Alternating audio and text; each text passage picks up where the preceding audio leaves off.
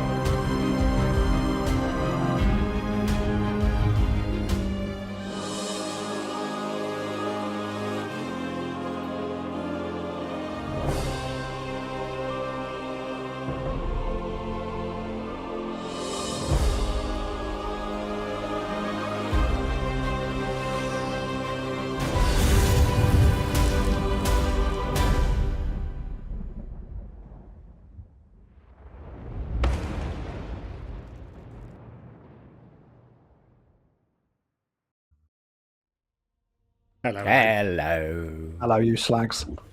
You didn't. I was about to say I feel like everybody's really subdued after that intro, and then Danny spoke, so... We've sad that we've lost Edgious. Yeah, Who's that? You can't remember that. Yeah. Who? What? Why? When? Very good. Yes, let's run down our lineup. You can probably hear my children in the background. I apologise for that if that's picked up. It is home time from various clubs, but there we go. Cool. I, of course, am your Dungeon Master for this evening, and most evenings I will be probably not role-playing too many people tonight. Well, that's ominous. Hello, Very I am... suspicious statement. Just new. Everyone's Hello. dead. Everyone's dead, Dave. Hello, I'm Dave, and I'm playing Jewel of Shadows, the female tabaxi rogue. I'm Danny, and I'm playing Lex, everyone's favourite UNT sorcerer. I know he said Yex, the Luant. Fucking hell. Come on, game face, people. You did it perfectly, and then you pointed out you nearly didn't. Yeah, don't be honest. Right. Hi, no, never. I'm Steve. I'm playing Suri, the elf druid fighter. I didn't nearly fuck that up at all. I still find it was last week when you just went, here's a series of nouns, and just listed everything. I mean, it worked. Really we well. got it. Yeah, Would we call them nouns? I suppose some of the pronouns, some of them are adjectives technically, but... Adjectives? I think titles, I suppose, aren't they? nouns. They're not all proper nouns. I just like the fact that the start of the stream is becoming the start of MMU, where none of us can talk properly. Mm-hmm. You say none of us. It's me who fucks up the intro every week, Dave. Look, hey, share the blame. No, I didn't specifically say it was you that couldn't speak. I can feel your eyes staring at me, though. Excellent. So yes, we find ourselves, as we begin this evening, still in the throne room of Rosendun. Eerily quiet. Rain just sort of pattering against the floor and around you now, apart from Lex, who I think probably still has this force cage up, and just sort of pattering against it and dripping down. The sky is no longer purple. It is now a cloudy-ish night. There is breaks in the cloud where the moon shines through, and you look over a city now from the top of what should be parapets, but this throne room almost takes up the full top of this tower, to a city waking from a nightmare. All of you have this deep sense of confusion and tragedy, but nobody knows why. You can't pinpoint anything. One of you, I can't remember which because I've just forgotten, has in your hand a dulled shard of the Star Touch crystal. I think that's me. Yeah.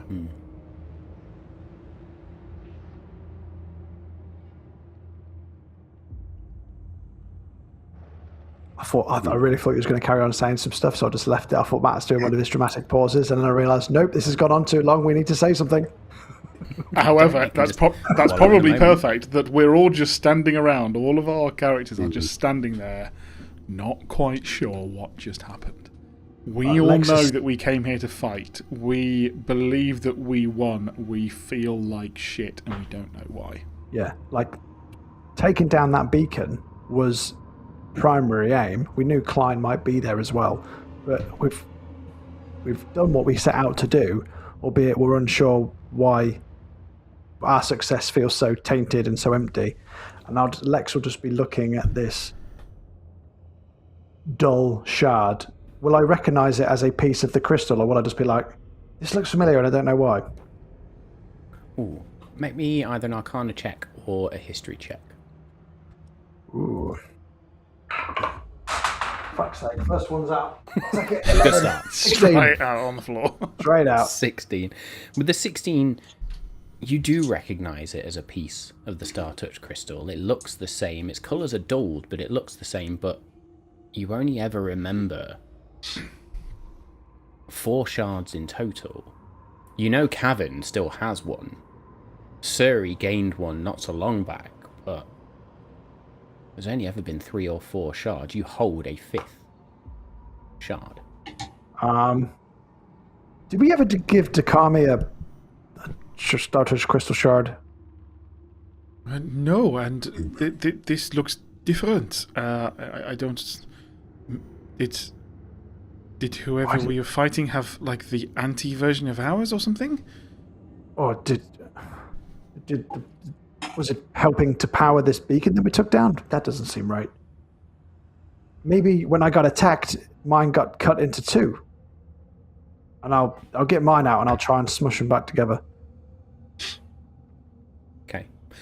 As you touch this 5th piece of the star-touched crystal to yours, it's almost like it phases into yours and then disappears.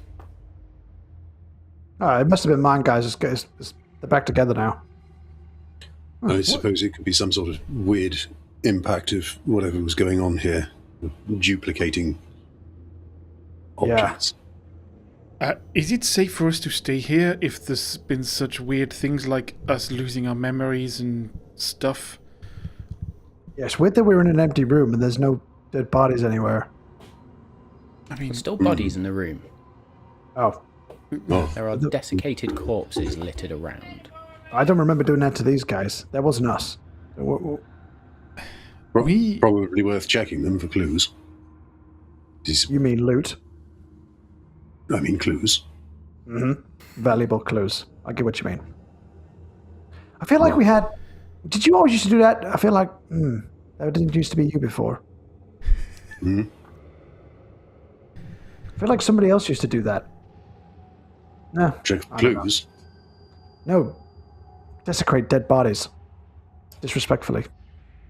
Rummage through their pockets, that sort of thing. It can't be. There's only ever been the three of us in cabin and Takami, so I don't know. No, I don't think I'd ever do anything disrespectfully.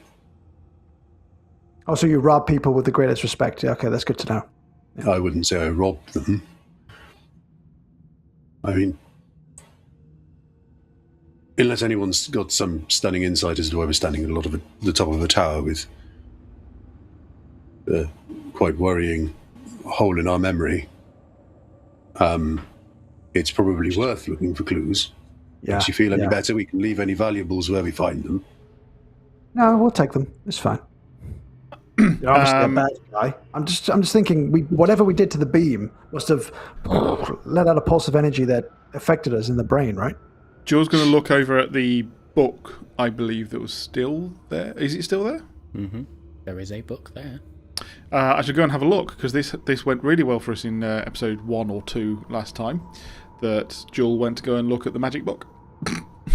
Very good. Make me an investigation check, please. Marvellous. Was it Klein's book? Shadow Thorns. Okay. So if it's Klein's book, it'd just be able Shadow there, would it?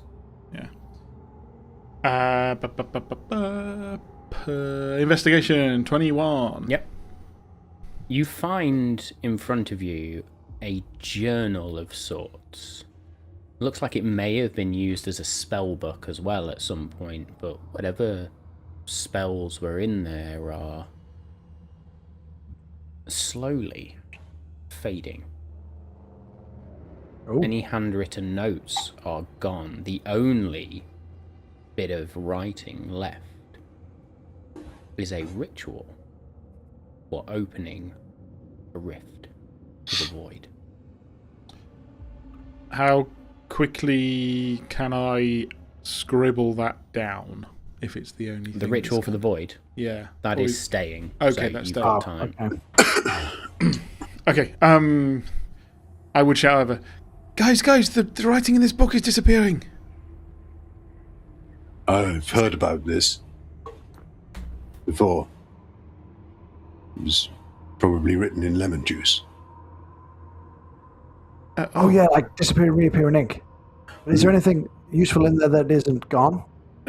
Some sort of ritual? I think it's for the portal, but you would be better at it than me, at knowing what it is. Oh. Yeah. This, I'm reliably informed this will open a rift to the void. Quote, unquote. As you read it specifically, Lex, there are some sort of words in Abyssal. You understand that it requires souls and a piece of a dark orrery. I guess we know why the bodies are around. Yeah, and I'm assuming that's why, if you remember when we destroyed that orb in the middle of the room, and when Shadowthorn was in Thalisser, he had his own version, right? So they've been opening these with bits of a dark orrery. But I'm hoping whoever we defeated here today, if we keep this book, might prevent them from doing it again, unless they remember the ritual off by heart. But why would they if they have it in the book? Well, then let's take it. Yeah. Because, oh no, ultimately, would we ever need to open a portal to the void to get to the Shrouded Lord eventually? Maybe. I don't want to sacrifice anybody, unless we're sacrificing like Callum and Leora, but she's already dead. Callum and Shadowthorn, I mean. But I don't really want to open a rift to the void judging what just happened here. Yeah, But it depends when you open it. Perhaps it would be a case of if we could gather as many allies as possible and open a rift and then just obliterate whatever comes through. But... Well, I'm also thinking, if I studied it, could I reverse engineer it and create a ritual to close a rift? The rift above is closing or closed now? It's gone. Closed. Gone. It is gone. But I'm just thinking if there's another one, we might be able to close it from afar without, I don't know. I mean, a hell of a long shot to just destroy the crystal would be the way to do that. Yeah. I'm not diminishing your incredible capabilities of being able to smash that, but it did seem like it was the weak point. Yeah. Or, if we could find some way of doctoring this, we could try and get a incorrect version of the ritual into the hands of people who may be interested. Oh, I like that subterfuge. Yes. And just make them open a portal to, like, the Winterfell. Or it just doesn't And work. the Lord of Winter can just fuck them up. Hmm. Or we send them to the plane of fire or air. That was some fun. We could do that. Yeah, it's anything but the plane of water, right? Yeah. At this point, I'd like everybody to make me an intelligence saving throw, please. Why? Oh, wow. Now, Great. Steve's Gardens back. Oh, is it? Hang on. 21. I'm happy with that. Oh, I thought I did well with an 18. I never rolled better on an intelligence saving throw, I don't think. Steve? Suri? Can't hear you. Oh, can't hear you. Because he touched his mic. Sorry, I tried turning my input down to see if it would stop the noise, but it apparently stopped the bit of noise that we needed. Yeah, I definitely have rolled better on an intelligence saving throw. So that's a 5. A 5. Good. Fantastic. Anybody that got a 14 or above will take 2 points of psychic damage. Anybody below that will take 4. Oh, that's not too All bad. of you, however, clutch at your temples and fall to your knees as you share a vision. I did actually take some damage. You enter this vision space, and it's almost like you are witnessing. Hang on a minute. Hang on. You're right there, I need to Steve. mute Steve.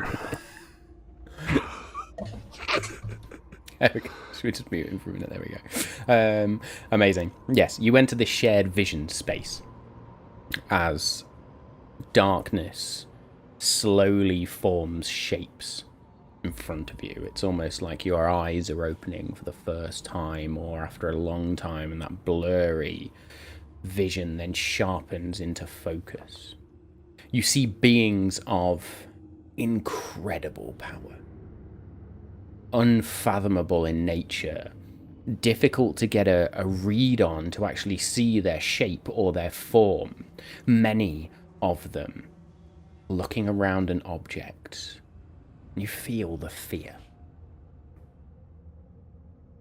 The elder gods feared what this codex had wrought. You look now and see the book in front of them. They had watched this Eclipse codex even twist into a lock. They had seen how it could rewrite the meaning of a name, how it could turn an arbiter into a prisoner and cast them into silence. They realized that if another found the courage, all the cruelty, any one of them could be next. Only someone could speak the right lines. So they broke it. Not into simple pages and covers, but into the living concepts of reality. Each hammered into a new shape and thrown into the keeping of a different ward.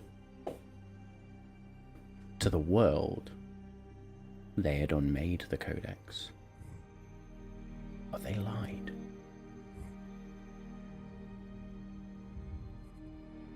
your shared vision ends. You find yourselves on your knees in this chamber. Jewel, your neck burns. Suri, your arms burn. Lex, your pocket burns. And I believe you've got the ring on as well, haven't you? Yep. Your fingers burn. Each piece of the codex hums and glows with power. Unbeknownst to the three of you, reality has been rewritten in this moment. And the codex remembers. I would like everybody to roll 1d6 and take that amount of fire damage, please. Oh, I feel like we're in trouble. Crap. Okay. 2. Oh, could have been worse. Right. Can't hear you, Steve. It's going well.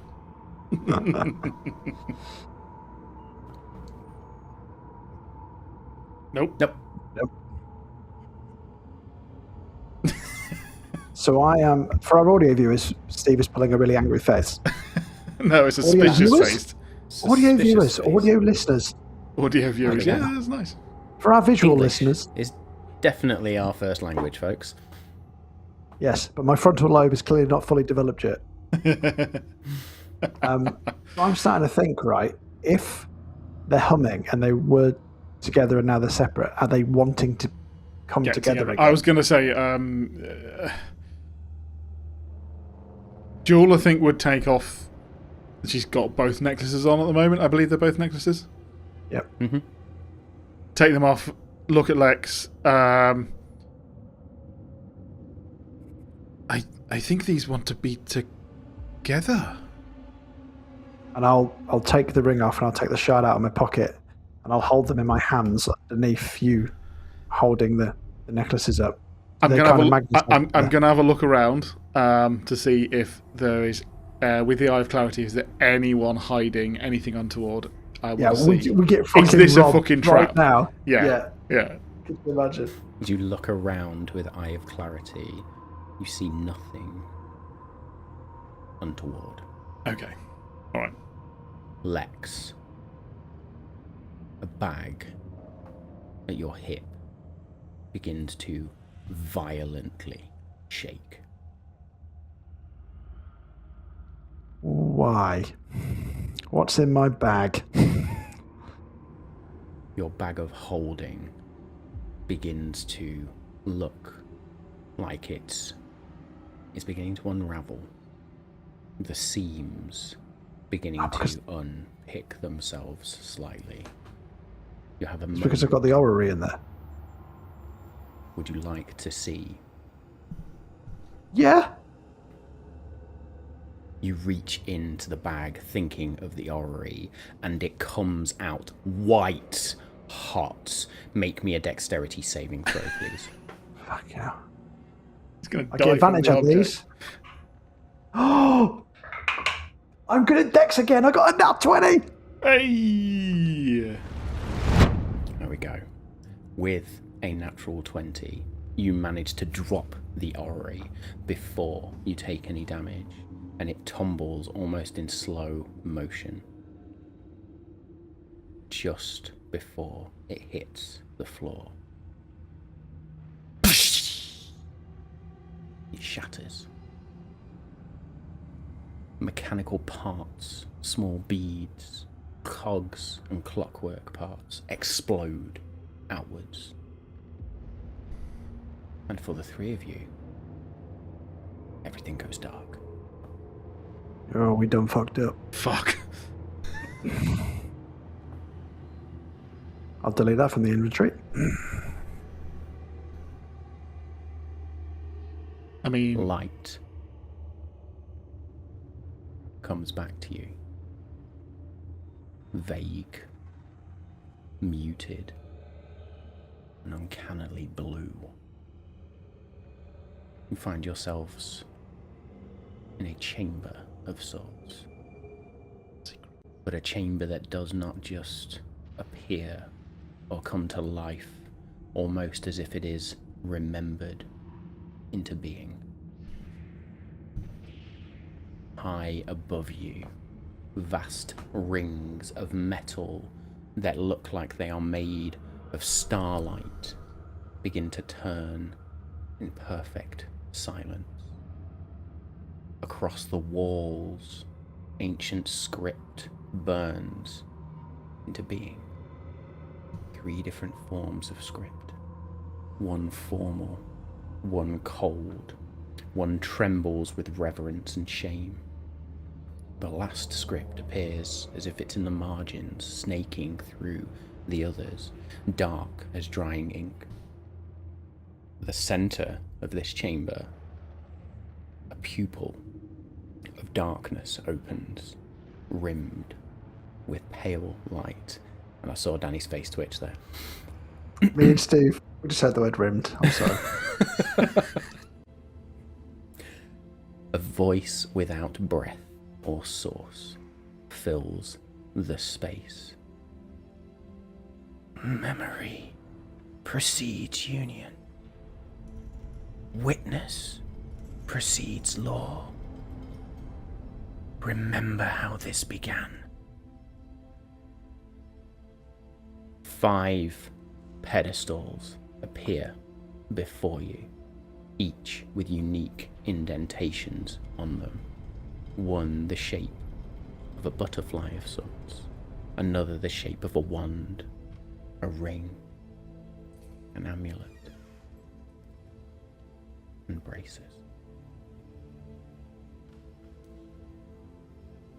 Choose your first testimony. I don't wanna. Are we doing this? Are we doing this right now? Wait. First of all, can we hear Steve? No, we can't. No. Refresh. Yeah, Smart move. I knew he didn't want to refresh while he was hearing all the all the stuff. Can you hear me? Yeah, we can hear you. Yeah. Hey. Can you hear me now? Yeah, sorry, it was a refresh needed to update the device. Anyways, So, yes. Do we? I mean, we're kind of being forced into it, but do we want to do this right now? Are we ready? can I look around and have an understanding? Can I try and gauge what this place is? I, as the player, feel like it may be a sub-dimensional chamber in which the gods chose to use the codex. Make me an investigation check, please, Jewel. Yeah. Wait, Lex, don't do anything. Don't rush into anything.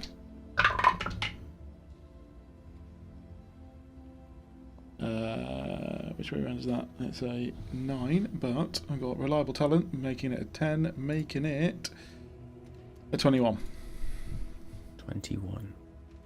You look around you, begin to study the stone, the walls, the script, and it's there that you see it. Behind the script.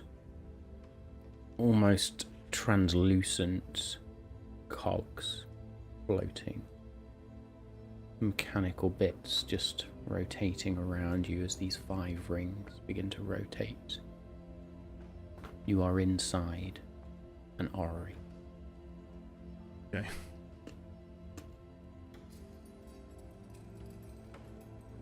What would I say to you, Lex, if I said we might be inside an orrery?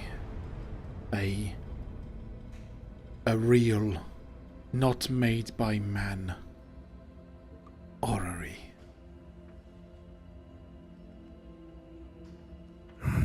I'm kind of thinking it's a good thing, because people had to create the orrery artificially to then understand the codex and use it and open portals and stuff.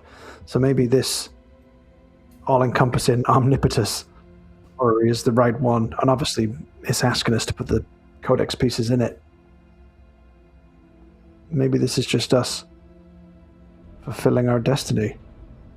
Okay, let's play this out. It doesn't feel wrong. No. But let's just play this out. What is going to happen when we put those codex pieces on those pedestals? Yeah.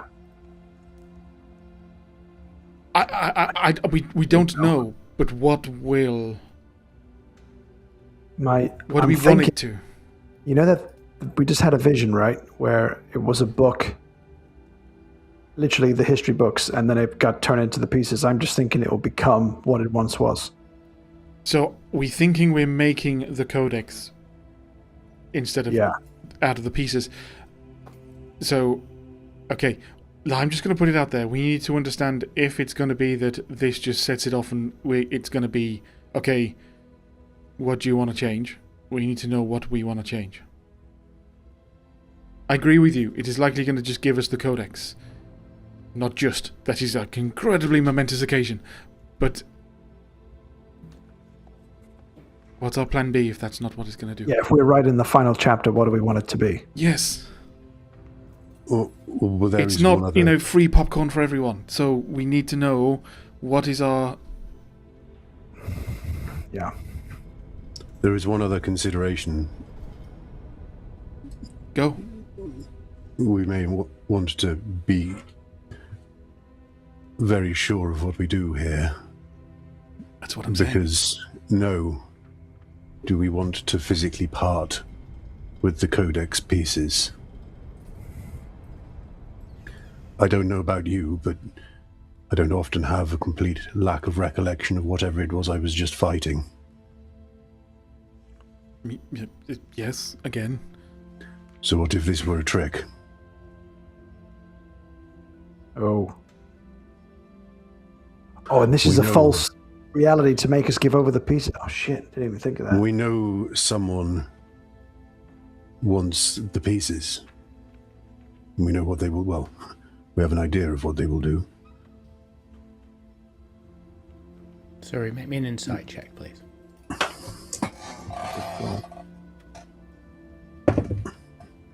27. Holy moly. You speak these words, you realise the falsity of them. This is no illusion. It's almost like this chamber responds to your thoughts, your feelings, your emotions, your realities. It hears you and reveals itself. Fuck me, that's a way to make a man feel inadequate. Ignore everything I just said. Reality told me I'm wrong. Why do I just feel like that makes perfect sense? That's not the weirdest thing I've heard today. Well, if it's not a trap, beyond the fact that we do appear to be stuck here, I guess what Jewel was saying. So do we return the Shrouded Lord to where he was from, but then there's a chance he gets out again in a couple of millennia? Or do we erase him from existence? Literally write him out of history? And just put everything back to how it was before we even met? Do we also use the codex piece to destroy itself? Will it let us? So if I say that in the room, Sense in Reality talks back to us. What happens when Jules says, "Can we destroy it?" Does it get angry, freak out? Doesn't get angry, but make me an insight check.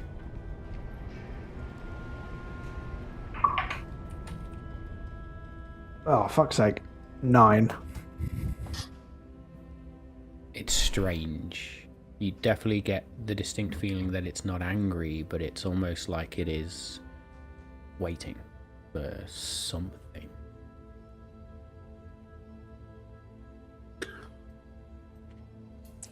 How about this? I think the problem with not learning from history, which obviously you can't if you don't remember it, is it tends to repeat itself. That's why I'm saying I think that depending on what we choose to do, the last thing we need to do with the Codex piece, if we even get a chance to do multiple things with it, is destroy it. Because they lied. The gods lied and tried to hide this. It is not safe. But I also mean that if we were to simply try and erase the Shrouded Lord from history, what stops something similar arising in the future? I'm not saying that this is going to be easy, but that's why I think we destroy the Codex and finish off the Shrouded Lord. You know, just like it's a Tuesday afternoon, you know? If we have some ability to write something here, maybe we simply give ourselves advantages. We weaken him. We write in some kind of window that enables us to deal with the problem so that people remember it, is learned from. Like, for example, just get rid of the Shadowfell, where he draws power from, that sort of thing. Or create some kind of circumstances that we can use to our advantage. Some how about just prophecies? making them mortal? Get rid of the Shadowfell, and it's almost like you hear the screams of 1,000 souls. Maybe we shouldn't do that. Not that one. Yeah, maybe not that one. How about just making the Shrouded Lord a mortal being? Killable.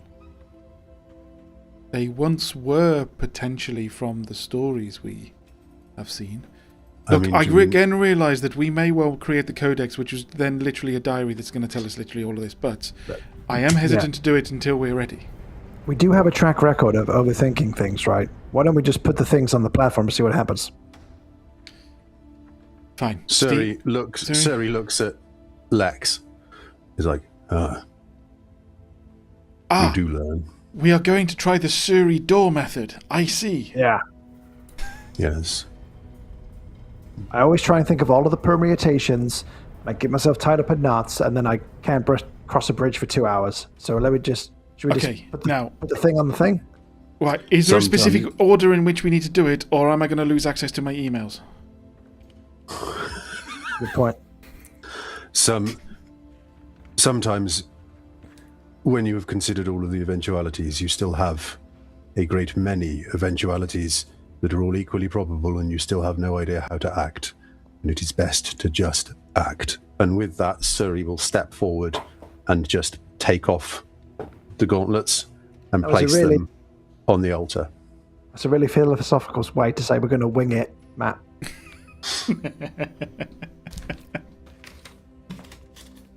This chamber, oh no, as the braces are placed in their slot on their pedestal, becomes a moment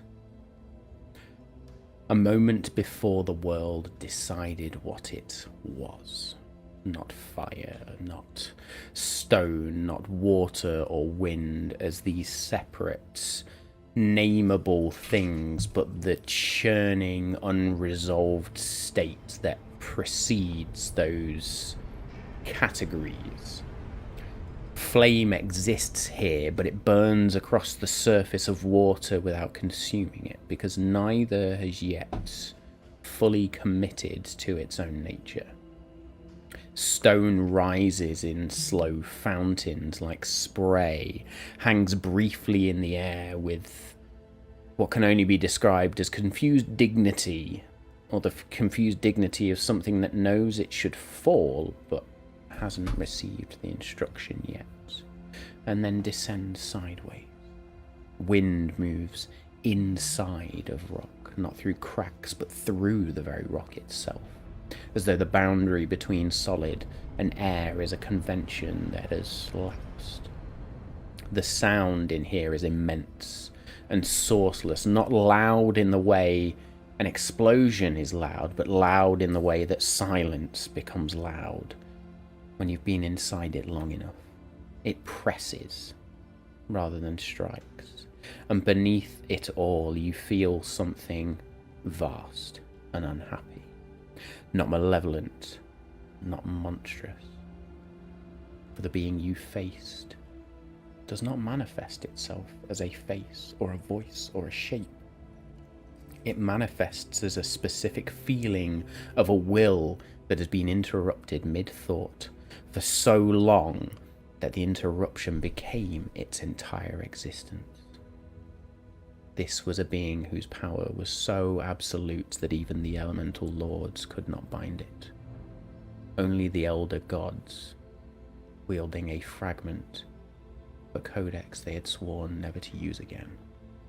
Only they could drive a spike through something this ancient. The fury in this chamber is not the fury of something that wants to destroy, it is the fury of something that was moving in its own ancient pattern when it was stopped, without warning, without consent, and without end. The elements do not attack you in this moment, they protest continuously and without expectation of response, the way a thing protests when it has long since stopped believing that protest will change anything. You are not here to win. You are not here to survive. You are here to stand inside someone else's wrongful imprisonment long enough to understand it. And to say aloud something. The way this is going to work from here on in, you will need 3 successes before 2 failures. Each of these stages will require a skill check. What that skill check is entirely up to you. You are here to understand, to learn, and to forge.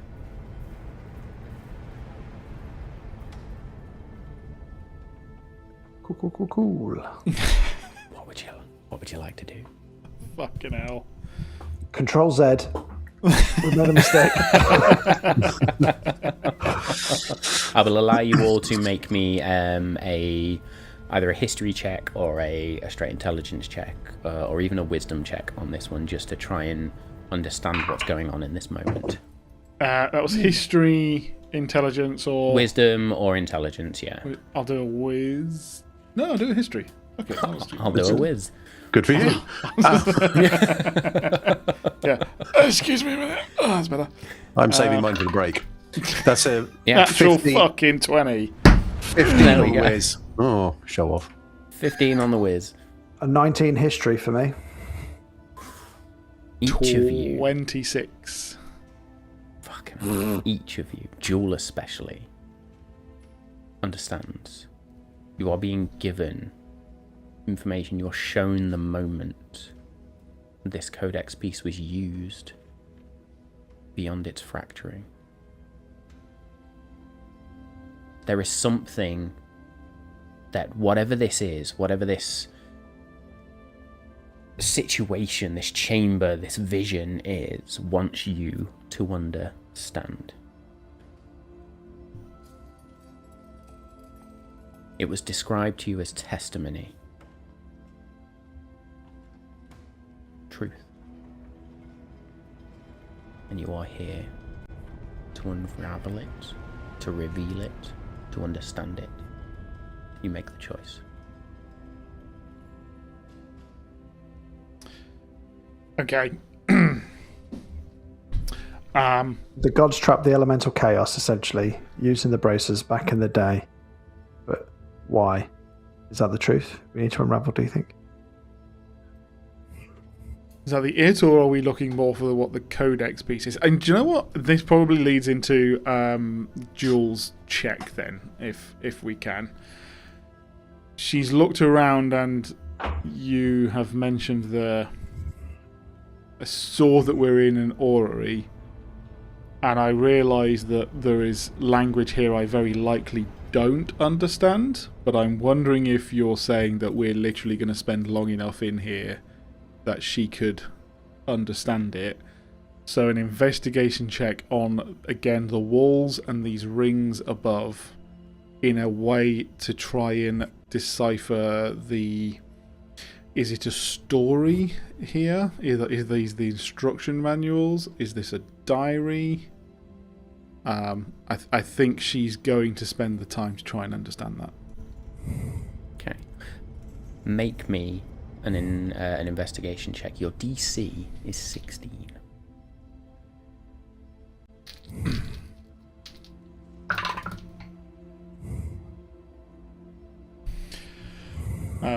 So I can't roll lower than a 10 on the dice, so it's a 21. What you notice as you look around, you don't see this script anymore. You don't even see the pedestals or the chamber. You are in this unbridled storm. But there is almost this lance through it of energy. There is a pain here. There is something that just was existing before somebody sought to control it, to bind it, to hide it. I'm starting to think. That's one success. I'm starting to think we need to undo what the old gods did, not just what the Shrouded Lord is trying to do. Like, they were clearly threatened by this elemental power, so they trapped it. Yeah, I was going to say, so we're getting the understanding, or I'm getting the understanding that, as you say, yeah, this is the specifically connected to the gauntlets, that we, as you say, it is the elemental chaos was trapped. So yeah. I think you're right, Lex. And it is unfair that they trapped the elemental chaos. It needs to be freed. It needs to be the balance. A voice sounds. Would you bind or coexist? I'd look to Would the you others. endure? Did you say bind or coexist? Yes. Coexist is the logical option for me. Why would you trap? I mean, we could be bound together in emotion and love and friendship, but I don't think that's what they mean by bind. I think they mean trap and imprison. Control. Yeah. And the gods have sought to control. So I think coexist. Yes. How would you do this? That is a very good question. We're not talking about a herd of cows. We're talking about a chaos that can presumably upend towns and cities, entire realms. Well, The how storm would begins to swirl in front of you, Danny, and almost roil above you. Looks like it's arching over you, almost like this tidal wave of elemental chaos about to descend towards you. Can we just ask how you would coexist with us? Give me a What? persuasion check, please. Oh, I'm good at those. 29. The chaos falls upon you and scatters. That is your second success. Come on. It floats around you, questioning, curious. Suri, I'm going to give you the final check for this. That's fine. I don't expect this to be a check. I'm just going to turn to the other two and just go, what do you think the chaos wants? Probably just to be left alone.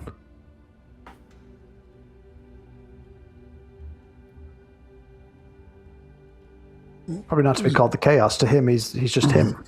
Them. They're not chaos. The elemental being? Just everything all at once. Sorry, Suri. Suri would like to... He's thinking back to countless days on a very lonely, exposed shoreline amongst the elements with Why is the rum gone? no civilization, no rules, just the world and being almost hostage to its whims, as he was for a very, very, very long time. Was Suri walking around butt naked at most of these months? Yes, what happened on the island stays on the island. Just a cod piece. It was literal cod as well. He didn't have a lot to work with. Stinky downstairs. Well, they got that mouth, haven't they?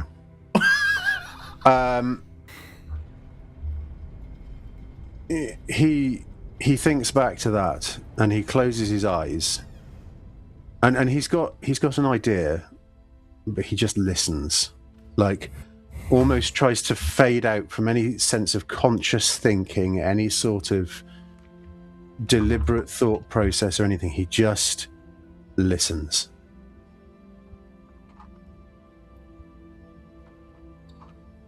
Make me an insight check.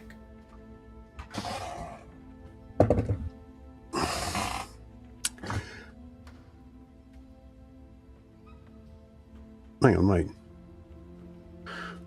15. Luck point. Ooh, good point. I do actually have one luck point. This seems like a good time to use. Fuck me. Okay. Yes. Well, I did say he wasn't really thinking about anything. 27. 27, your third success. You understand now. As Suri leans into listening, the gods repeatedly throughout their time as the older gods mistook control for responsibility. The being that you knew as if Quran was not chaos to be managed. It was a will older than the god's own plans, moving in its own pattern. But they couldn't tolerate that. So they stopped it. They called it a bargain and sealed their shame inside the same codex they had promised never to use again. The elemental seal was forgotten, and had forgotten that no one asked. The vision fades and becomes the chamber again, now glowing slightly orange as one ring begins to glow with fire, then blue as water and flows around it, yellow as air and lightning, yellow and white crackles around it, and finally green as vines begin to flow around it. Each of you receives the Stormbound boon. Holy moly. Once. For whenever you Just make one time half only. the damage from one elemental force. Sorry, from one elemental force or planar effect on yourself.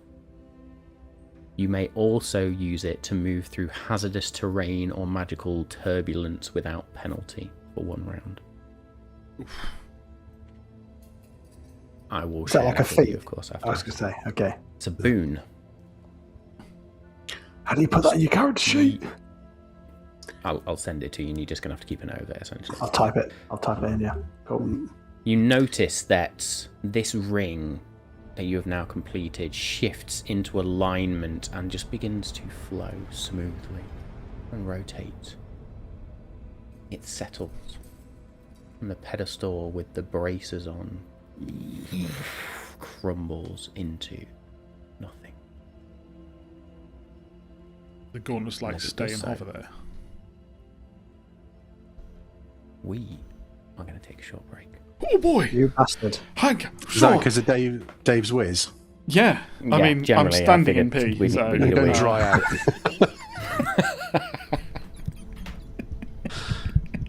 Oh my That's god, I really can't... good at doing a break when I'm the most invested. I was just going to say that. I was like, I looked up, like, it's only see been you're doing 15 that. minutes. What are you on about? Oh no, it's been an hour. There we go. So now it gives you a chance to understand kind of what we're doing here and how we progress from here on in. See you in a Very good. minute. We'll be back with you. Cool. Gonna go and polish my dice. Hello. Heyo. And we are back. Very good. So yes, we've achieved a boon. We have dealt with one piece of testimony. What you notice in this chamber now, where the elemental seal was, that pedestal, it just sort of floats now as ash or dust. Something without form in this moment. So, my friends, I ask you, what next? The more I learn about the gods and what they did, the more I'm convinced they do not deserve our worship, our prayer, none of it. They are just us with more power. And It that is corrupted just them like it corrupts dangerous. everybody. Yeah. And do you think this new lot are going to be any better? I treat them all with the same weariness. Yeah. I speak with one of them has granted me their champion, and I still believe the same. I feel Maybe. like they all started out with good intentions. It just corrupted them over time. So maybe the new gods haven't got there yet. Maybe immortality and incredible power are stakes too high to lose. And that makes it very easy to justify yourself. That any means justify the ends of protecting that. Whatever the cost, to you it is less than what you risk losing. And if you're immortal, I mean, it's a long time to forget your sins, isn't it? Just Oh, that's okay. an interesting thought. I don't Yes. remember all the things I did when I was 6. And I'm sure I mean, sinned guilt- many a time, yeah. so yes. I mean, I don't But- feel guilty about stuff I did as a kid anymore, or less guilty anyway. So I mean, there's some add some 2,000, 3,000 millennia to that. There's some stuff I've done quite recently that I'm not over the moon about. Can't admit. But what you've said there, Lex, We just is look at interesting. we just look at the shit in the corner. We're like,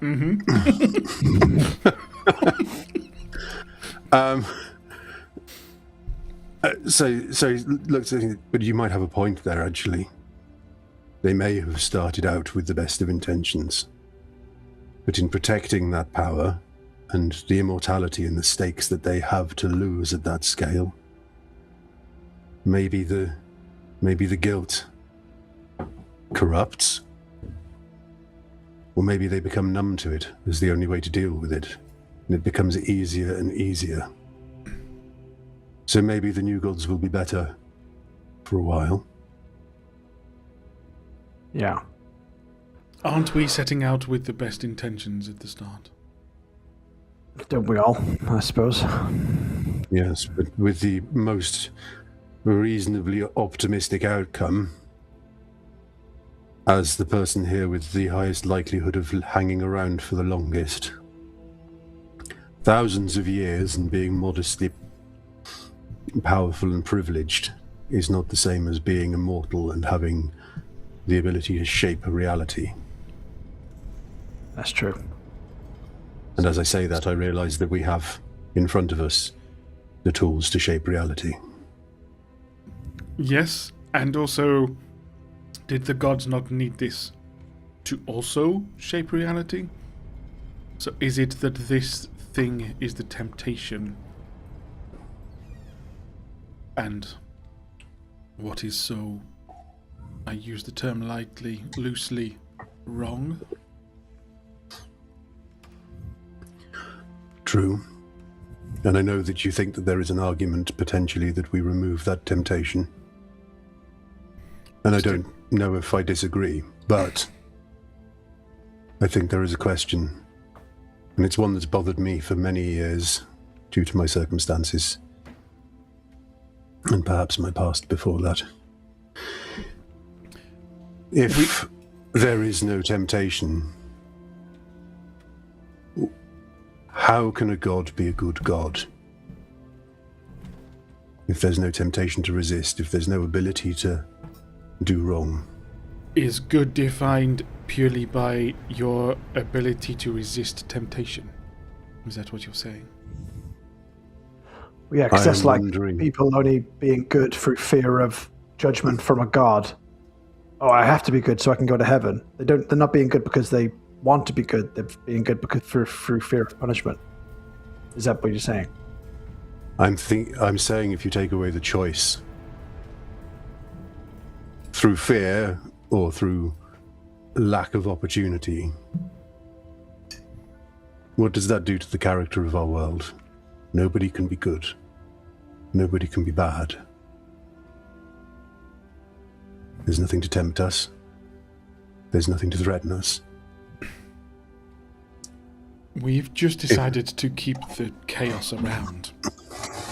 So I think we agree, well, hopefully we do, that what you're saying is not a good idea, and therefore temptation needs to stay around. I wonder maybe whether this is the kind of gestures, and then realizes where he is and goes, well, this chamber, I suppose, but this world, everything that we see and we do. Maybe that's just patterns within the chaos. And in trying to control it and constrain it,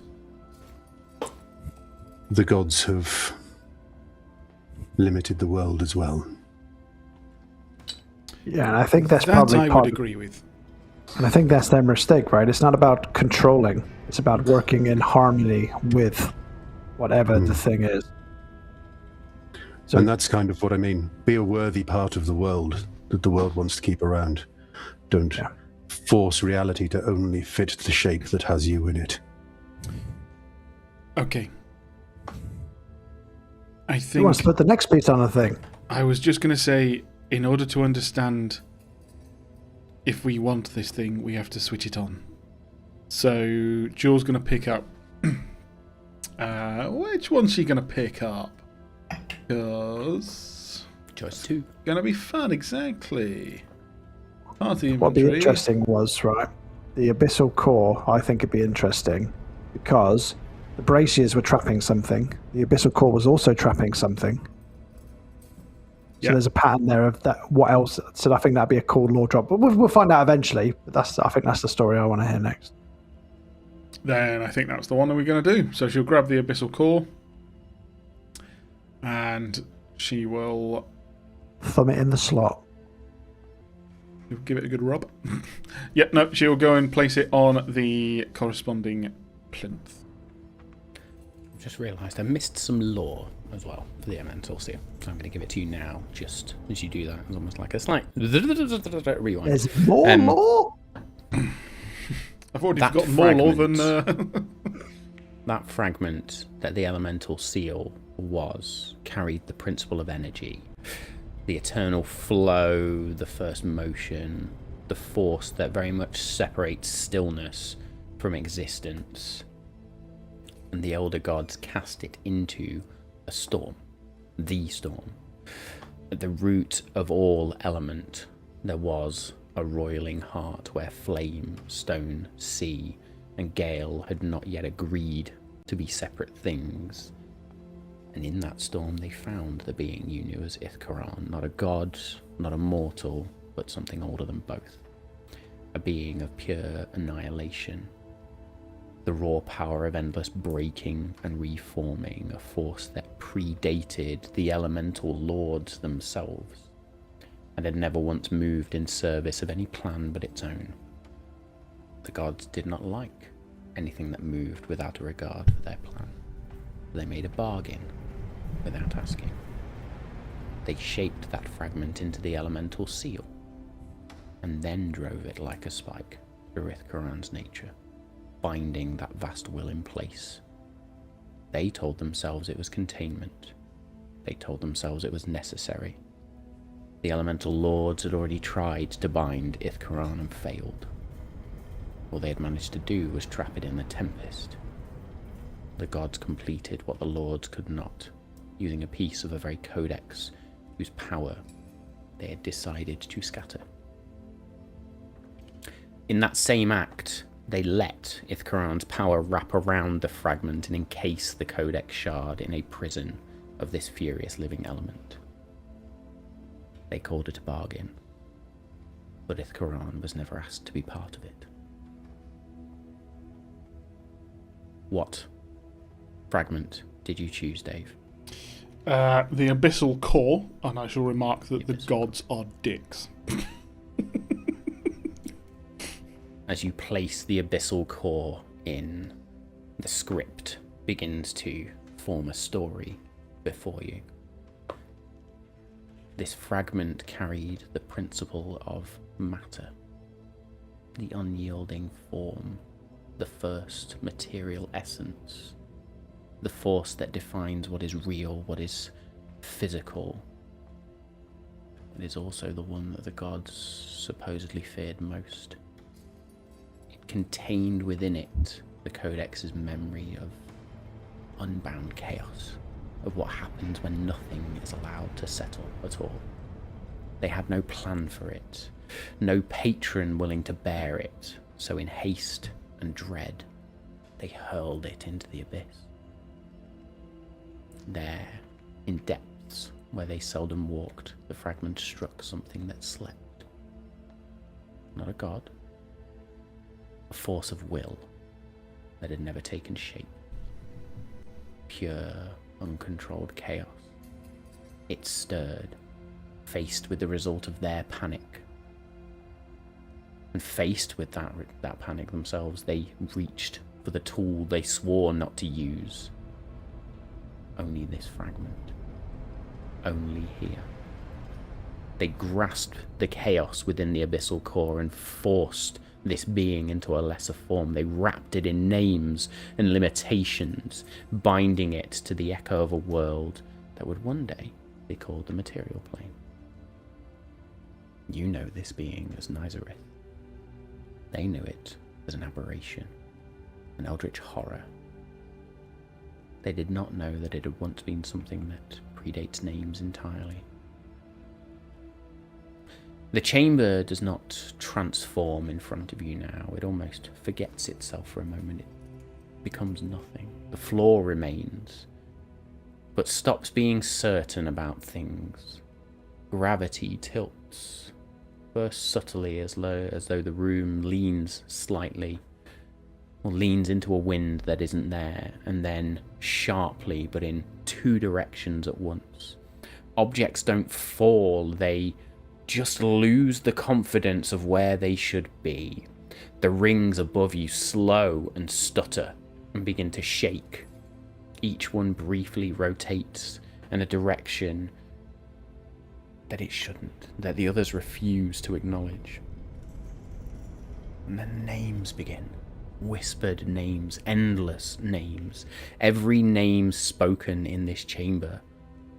Every character name, every god, every word that carried identity echoes back now in the wrong voice.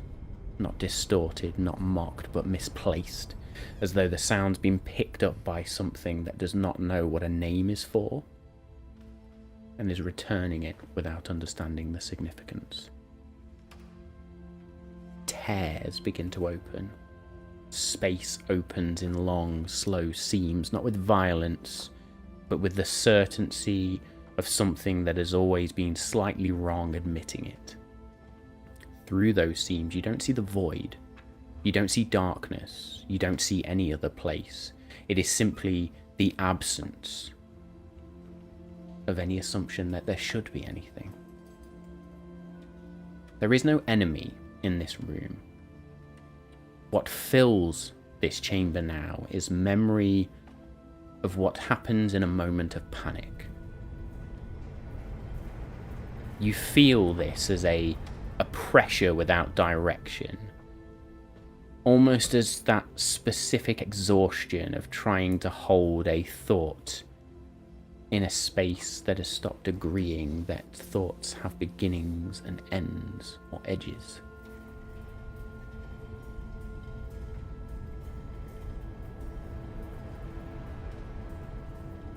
The geometry in this room is failing. Any of you can pick one thing in this room that is still real. And tell me what it is. Just before we do, you said that the creature that was...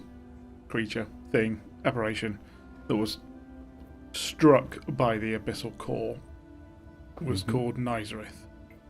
Yes. Because my note-taking is absolutely on point.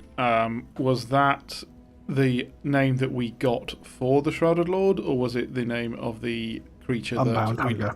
The Unbound Hunger. Okay. The Unbound Hunger. I thought it was, but I was just trying to remember which one it was. Because we did get the name of the Shrouded Lord, did we not? You did? Yep. Cool. You did very close. It was Niall Zarath. Why I thought it was possibly that one. That's why I was double checking. So, this room is breaking apart. We're grabbing something that is still Well, in one piece. That's just one prompt I will give you around what you can do in this space, but there are names in this space. There are tears opening up. You tell me what you want to do in this moment. So Suri, in his not necessarily overthinking, but sometimes quite insightful way, and with his maybe sometimes slightly overbearing sense of confidence, partly due to a privileged upbringing, partly due to everything that has gone since. He's going to look around all of this and be, but I am real. I exist.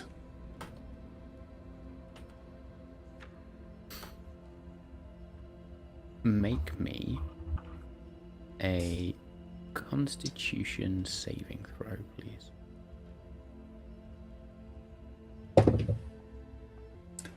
"17." You hold yourself, and in this moment you say, I am real, I exist. Where that gravity is shifted, you suddenly find yourself on the floor, stood, as in a small bubble around you, reality reasserts itself. The chaos begins to lessen. On success.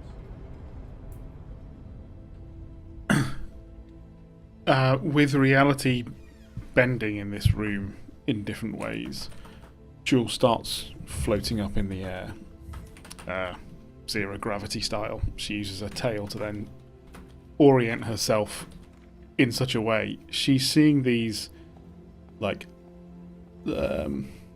wisps of light that have turned themselves into names, like written embers floating past her. The rings above of these stories, this weird language, are also seeming to tear partially. And as she sees a name that she thinks she understands or recognizes, like it's a long gone friend, she realizes she doesn't actually understand the language at all, but it seems like it's such a familiar name. And she grabs it and finds she can grab this ember of a name, and she then finds that she can see it's gonna fit in one of these tears of the ribbon, and as it does, she's hoping it will heal that ribbon. Make me an intelligence check, please. Cock. That's the one thing that's real, is it? I knew.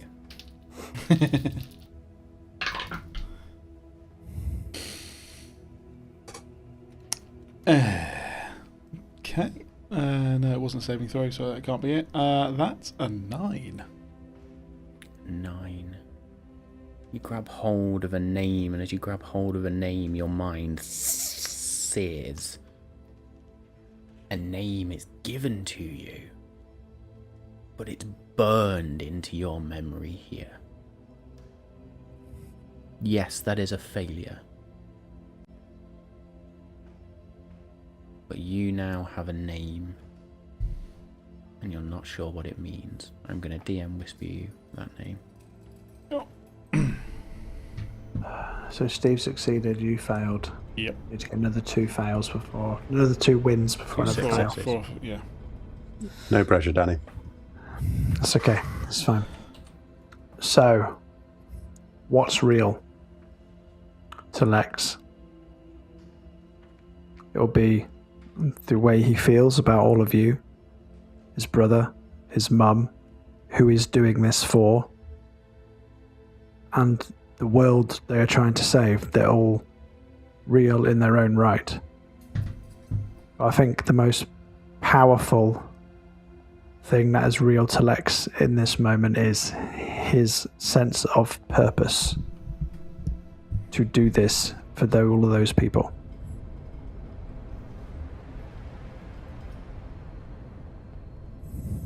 Okay.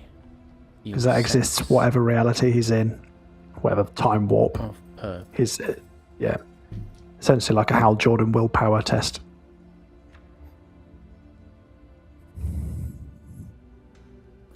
Make me a No, you've already done a persuasion check, so we can't do that again. Damn it, that's my best one. I'll do another one. Make me a wisdom saving throw. Damn you. I was going to make an argument for constitution because that's kind of like willpower, but right, let's go wisdom. Oh, 9. Fuck. Balls.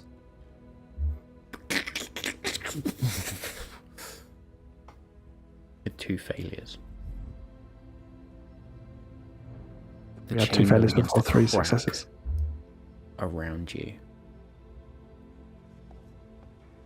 The abyssal core remains misunderstood in this moment.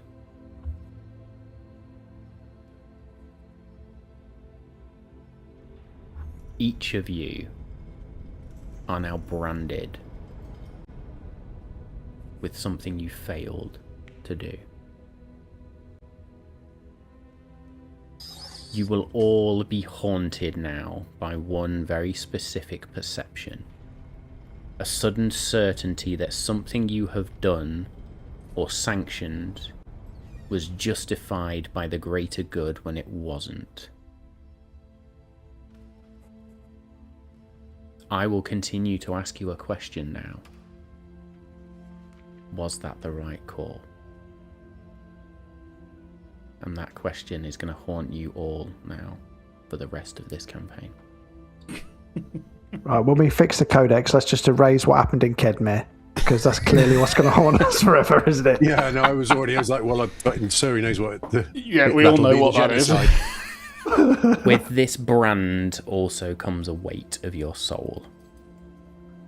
Every time you move for the first time in an episode, in combat, or anything like that, every time your character moves for 10 feet or more than 10 feet, you are going to have to succeed. In fact, no, sorry, every time you move on your turn, you must succeed on a dexterity saving throw or you will be knocked prone.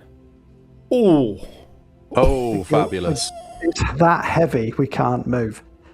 And there's no way to retry and do this to get rid of all of that shit. That's it now, we fucked it. That one is misunderstood. It is not failed as such. Just not understood. Does that mean we won't be able to use the codex? Probably. You return to this chamber now. The abyssal core gone. Embers of something floating, formless, shapeless. The script on the wall changes slightly. In languages that you understand, though different for each. The Codex remembers every fearful misuse of its power. The gods called what they did necessity. The Closer called it responsibility. Was it the right call? The difference is still legible if you're willing to read it. Yeah, Suri would certainly, particularly having had this like kind of bubble of reality around himself, and then seeing this sort of series of like losing the thread of it, but from a position of relative calm, would try and make out whatever it is that's written or being conveyed. What language is it? Meet him. If you see Abyssal Core, I do speak Abyssal. Sorry, you're on about the script that was on the wall? Yeah. Well, yeah, whatever it is that is conveying this message. How do we learn that difference? Learn what difference? Sorry, I think I totally misheard that question. Well, so you said there was still the opportunity. The gods called it necessity, and the Closer called it responsibility. Responsibility. There was still the opportunity to learn while it faded. I might have completely misunderstood. Yeah, so I think that was just the the question was essentially that haunting now. Was it the right call? That's the bit that you learn. One called it one thing, another called it another. Who was right? Who was wrong? In that moment. Okay. What's next? I don't do it now. We fucked up the second one. Do your one, Dave. You got another one. Oh, jeez. It went so well. That means Danny's going twice at the end then. Yeah. So yeah, I'll put the Feywild amulet down. Amazing stuff. The script on the wall begins to change as you lock that butterfly pendant in. As you notice it settles, there is a darkness, an energy that just almost slicks off it. Almost like something had tainted it briefly. You smell a familiar aftershave or cologne or smell. Callum. As that just drifts off.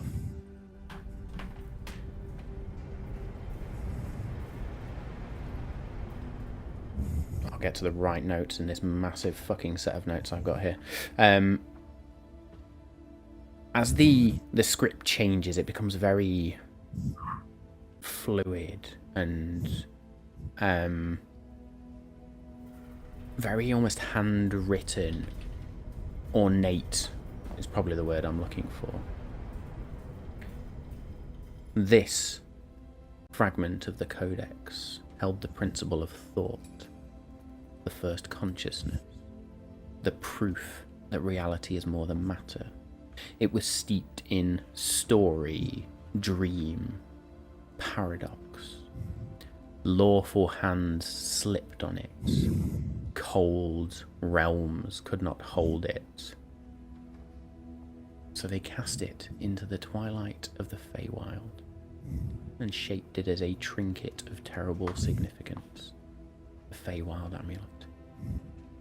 It was carried into the gloaming court and offered unto the unseelie queen as both gift and test, though they framed it as ceremony.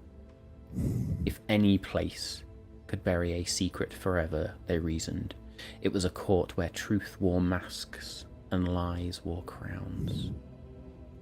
She took it with an unreadable smile and set it where her eye could always find it. The truth, so it says, that they did not say aloud is that they hid the fragment in dream and courtly deceit because they no longer trusted plain truth to protect anything. The chamber shifts around you. Candlelight arrives from no source and then multiplies until the geometry of the room becomes a suggestion. The walls are still there, but there are also somehow, in a ballroom, there's a garden, there's a throne room glimpsed through a doorway that keeps moving.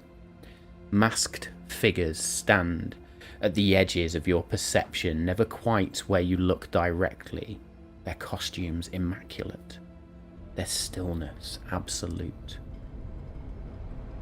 There is music in the air that has no instrument and no beginning, no end. It is simply present, layered in ways that should produce dissonance, but instead produce something worse. A feeling of deep, ambient rightness, as though this is exactly where you were always meant to be, and everything before this was just travelling. The air now smells of roses and cold iron, and something beneath both. The specific scent of a secret being kept so long it's become structural. You see figures that move through this court with the ease of people performing a ceremony that they have rehearsed until it no longer frightens them. Beings of unfathomable power. The fragment passes from hand to hand with graceful inevitability before the unseelie queen receives it with a smile that reveals nothing, remembers everything. You feel this, and in your own way you feel a gentle, persistent pressure towards a simpler version of what you are seeing. This court isn't lying to you, it's making the truth more comfortable. The way a skilled host adjusts the lighting so that every face in the room looks better than it does in daylight. The court does not attack. It flatters. Each of you now is presented truth.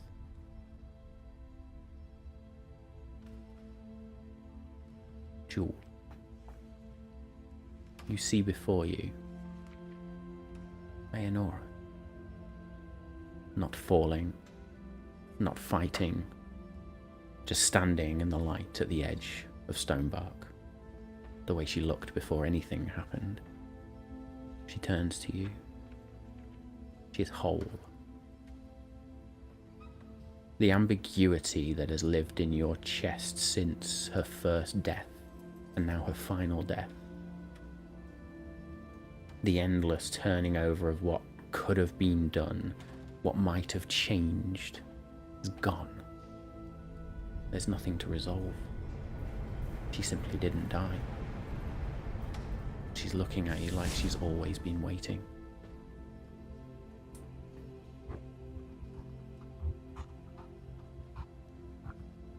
Does this feel like it is simply, possibly one of three things? One, temptation. A desire to just believe that this is all well and good and it's actually a trap. Is it a dream of what we desire in our hearts? Or is it a vision of what could be? You tell me.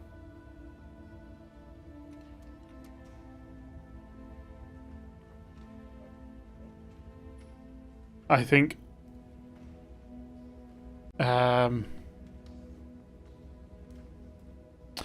something twigs in her that the Feywild is of mischief and tricks, and she's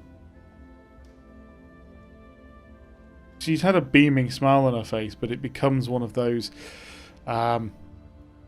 happy but sad smiles that slightly sorrowful, that she says, To Mayanora. Oh, I so wish this could be true. And I so wish that we could make it right for you, Mayanora. I don't know that I would be able to live with the guilt.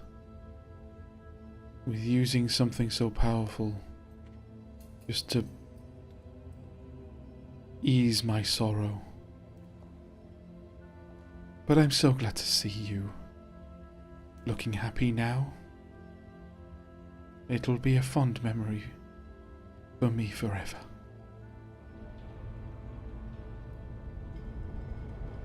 Make me a persuasion check, please. With advantage. Persuasion.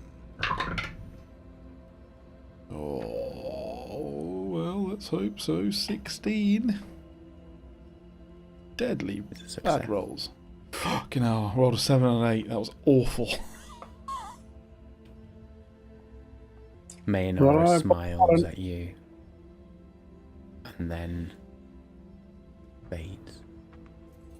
Correct. The weight I of do that. I do have reliable talent on that. I didn't realise I had a proficiency on it, so it is an 18. Thank you, Steve. There we go. Mayanora fades, and what it leaves you with is that sense of finality now. That's raw truth.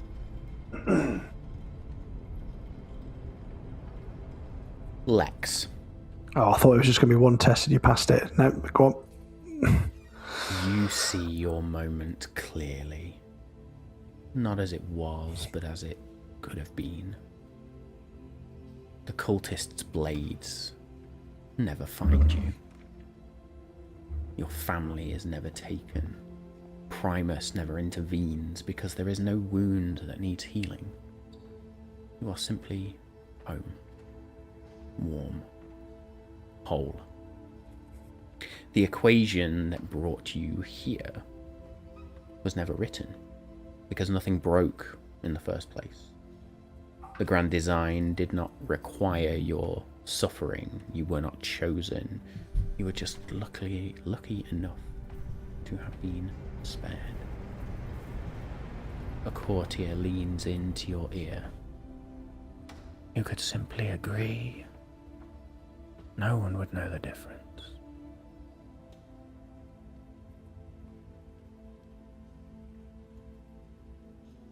Agree to this as my reality? Is that what you propose? So the mother hugging your brother.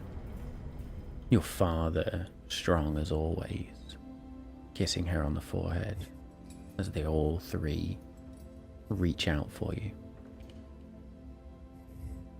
Take it. And it will be.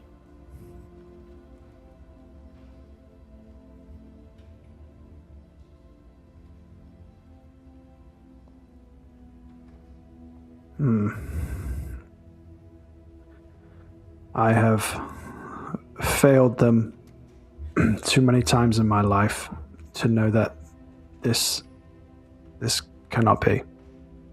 My father is dead. My mother is catatonic. My brother has barely just forgiven me. This is not the way. My truth is not this. An insight check with advantage. Natural 20 for 26. Don't even need to roll it again. The wound was real. The cost was real. The equation is no less true for having been written in loss. Purpose built from suffering is still purpose, and a design that required nothing of him would have made nothing of him. That is made of you would have made nothing of you either.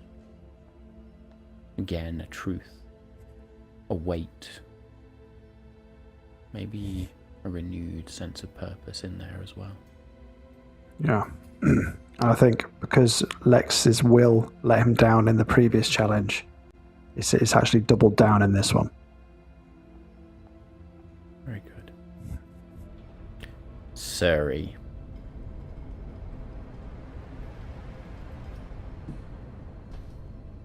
We're going to get Suri on screen. There we go. Your vision returns to an island. The waves begin to recede, and there, catching the light below the surface, is a bow. Still whole. Still yours. You feel it clearly. The loss was an accident, not a consequence, not a cost. Something that can still be undone.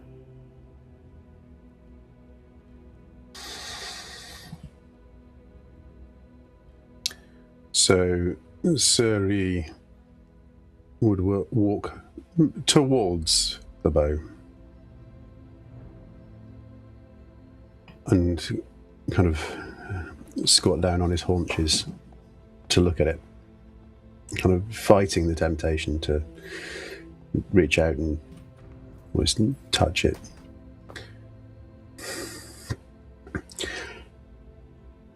The thing is, as I think I just established, I am real. And I am just the culmination of my actions and experiences and thoughts and feelings.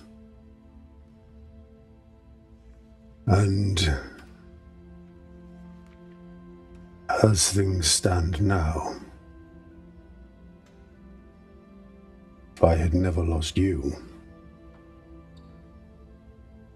I would never have become me.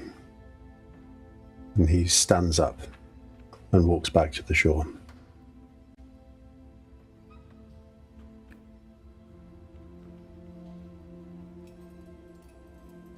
As you do that, a figure steps up to you. Robes soaked in briny water. Are you sure? Maybe you were always on this path. What is a bow but an item? A weapon? Tool? Take it. It's yours.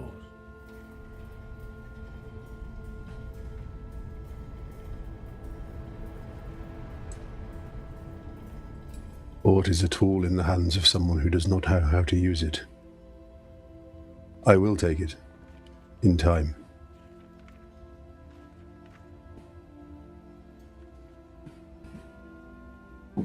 Maybe an intelligence check, please.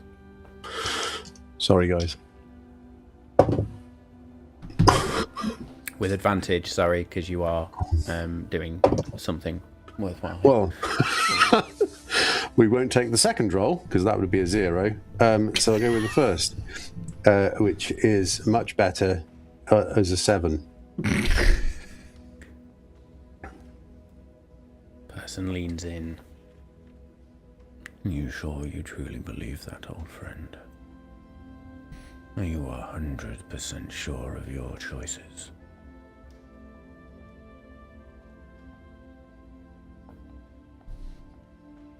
I don't know. And I'll have to always be okay with not knowing. With one failure and 2 successes, the chamber shifts slightly to that court now. The fragment itself dancing throughout the court.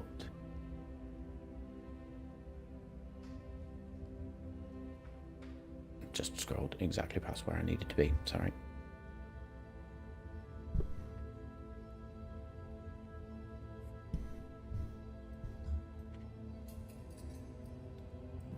you begin to see this fragment almost float amongst the court now. It catches the light, and for a moment it looks harmless, ancient, just an old thing in an old court. The music shifts, and it's playing something that sounds almost like a memory that you'd just rather keep. I'm going to do a group check. I would like everybody to make me a charisma saving throw, please. I'm happy with that. I'm feeling personally attacked with this series of saving throws. Fuck a dog. So that is a 24 from Jewel. Is it a fear or a charm effect? Just by any chance. Just a charisma saving throw. Okay, I got 21. Just trying to give Suri advantage. Makes you think I need it. Your face. That would be a 3. Dave? Oh, 24. 20. How did you beat the sorcerer at a charisma saving throw? I had plus 10. What did you roll? Rogue. Oh, you're right. Yeah, well, it's because I rolled high.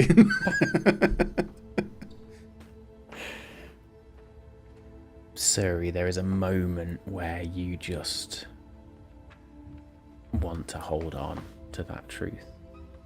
You see your friend next to you standing in defiance before whatever this is.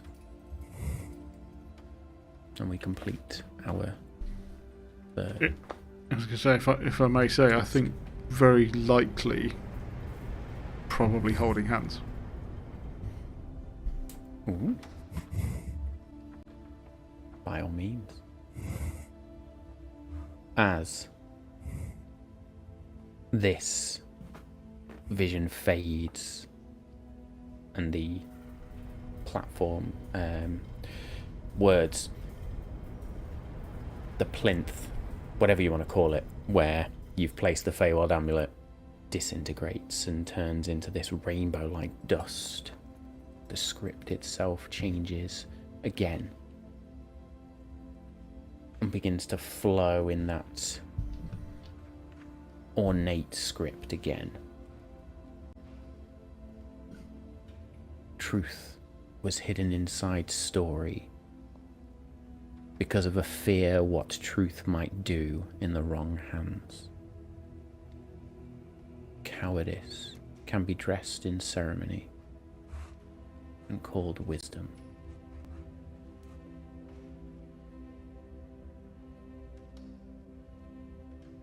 Danny, Yeah. which of the pieces would you like to place? I'm most worried. I am going to force this upon you because I actually already have this written down.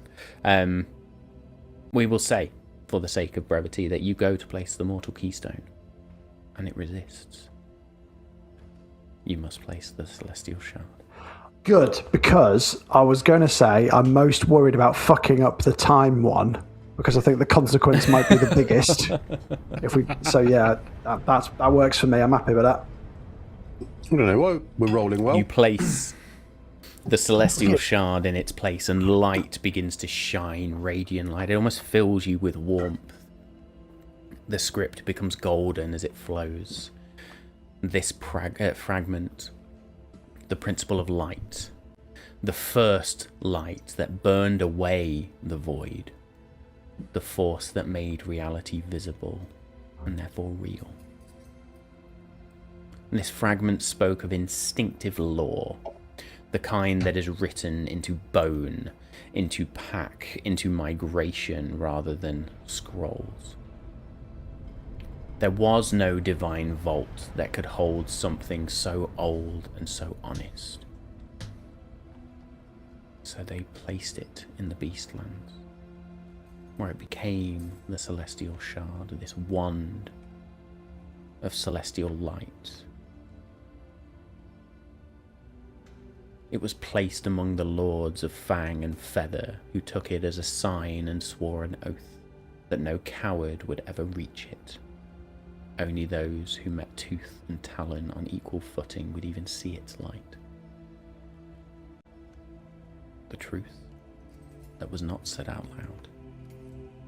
The principle of light itself was given, the most ancient force in creation, to beasts rather than to other divine beings, because not one of them trusted another enough to be its keeper. The chamber around you now becomes altitude, not a mountain, but that feeling of being up too high, where the air is thin just enough that every breath is a negotiation with life itself, and the ground below almost feels theoretical. The rings above you are gone. Now there is only a sky that is not quite night. There's too many stars, arranged in patterns that predate any constellation chart you know, and they burn with the cold patience of things that have been watching long before anyone thought to name them. A crag forms beneath your feet. The wind becomes real around you. It does not howl so much as insist, this constant lateral pressure, making every step now a small act of commitment. The rock beneath you is ancient. It is indifferent. It offers no handholds that it does not choose to offer. 3 trails converge here from below, each worn smooth by centuries of something that travelled them regularly. You cannot see what. You can see the shard. This jewel of starlight almost, resting on a natural shelf of stone at the highest point of the crag, casting no shadow, illuminating nothing. Present in the way that things are present that have been waiting, or in a way that have been waiting for a specific arrival. Shapes at the edge of your vision now do not hide. They watch with the frank, unhurried attention of predators that have not yet decided whether you are interesting. They're not hostile yet. They are evaluating. There is a difference here, and you will feel it. That discomfort of being assessed by something whose criteria you don't yet fully understand, and that you cannot charm or argue with. The terrain underneath you shifts, not violently, but just enough to remind you that the mountain is not on your side here. Ledges narrow before you, loose stone announces itself underfoot as it begins to fall away. The wind picks up when you reach for something to hold. This is a scene or devoid of deception, because nothing here knows how to deceive. It can only be honest about what it will cost. Each of you stands at the beginning of one of these 3 paths up to the top of this crag. What would you like to do? So we're separated from each other? Yes.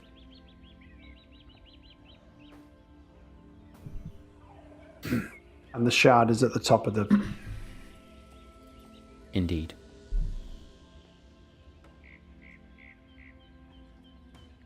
The last time we tried to get the shard, the time we tried to get the shard, I was the observer, the fated observer, which carried a lot of weight last time.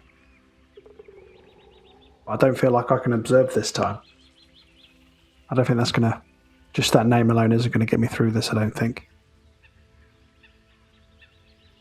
Do we need to act in unison, do you think?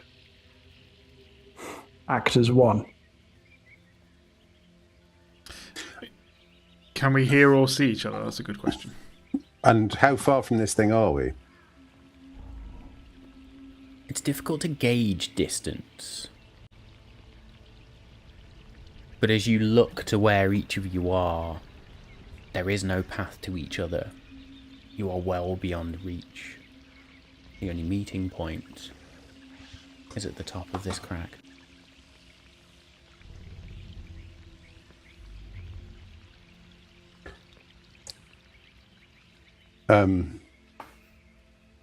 Suri has a kind of intuition. This. He understands the importance of all of the codex pieces, but with this one, he feels this is what burned away the void. This is something that is of particular value in what they are trying to do, not the overall power or value or purpose of the codex, but in terms of what they seek to do. So he has a very protective sense around this. And whilst looking at the path ahead of him and the changing hostile terrain, gets this sense of just needing to be worthy of stewardship. Part of what protects everything that's not the void. And he looks ahead of himself up the path, looks at the others, looks ahead. And particularly based on the previous piece, which was riddled with deception, decides to trust in his faith and purpose in this. He closes his eyes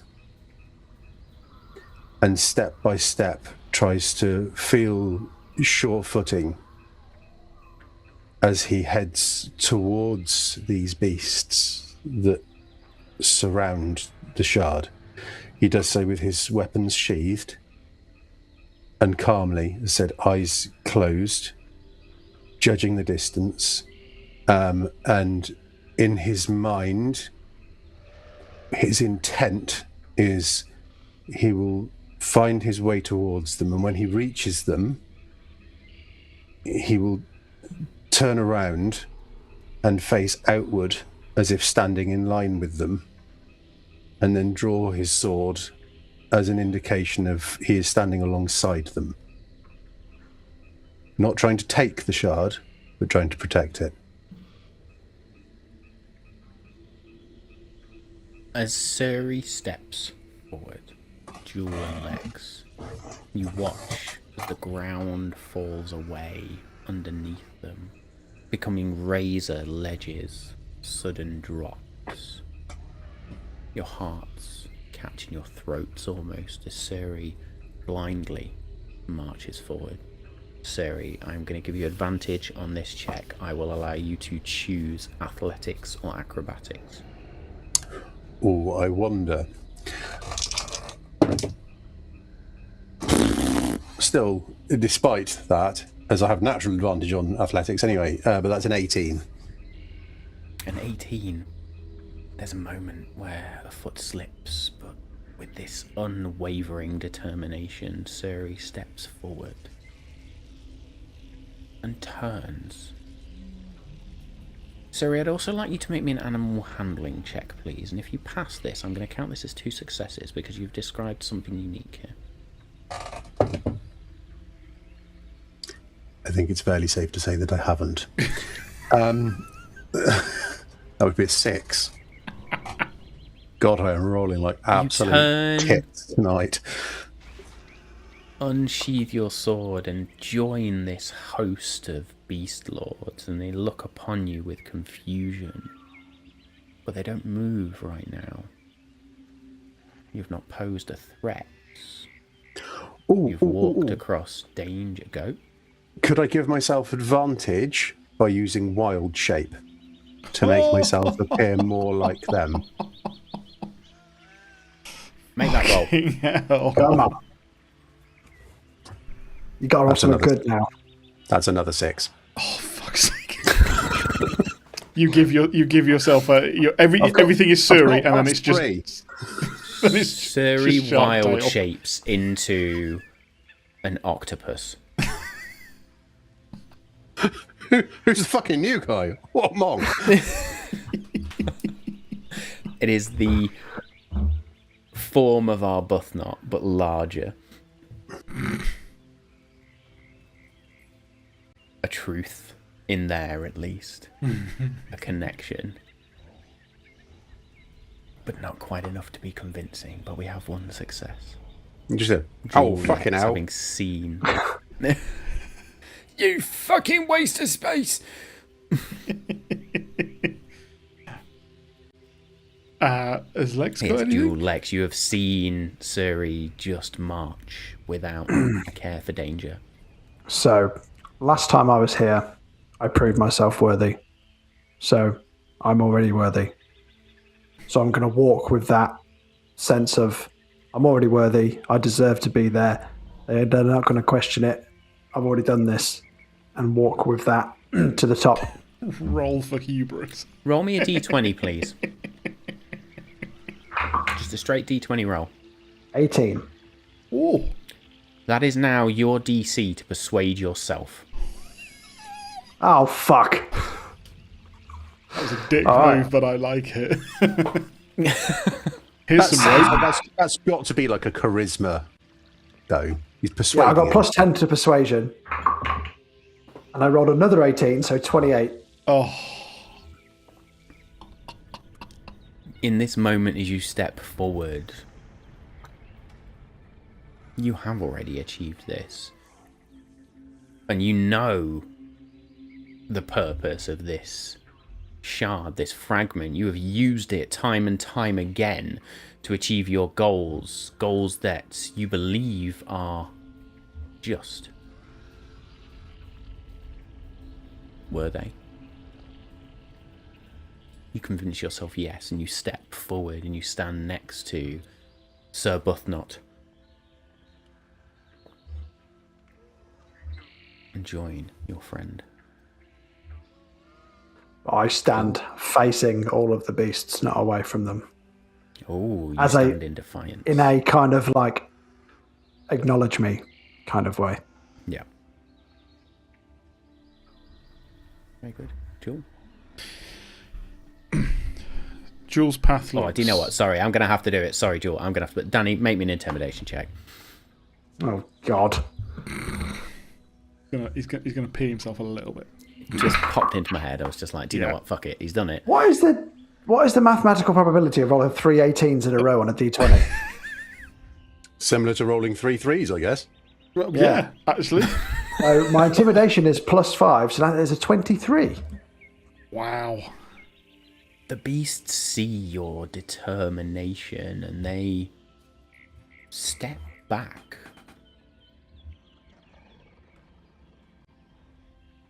I don't. Jewel, the path ahead of you solidifies slightly. Okay. This pressure lessens slightly as well.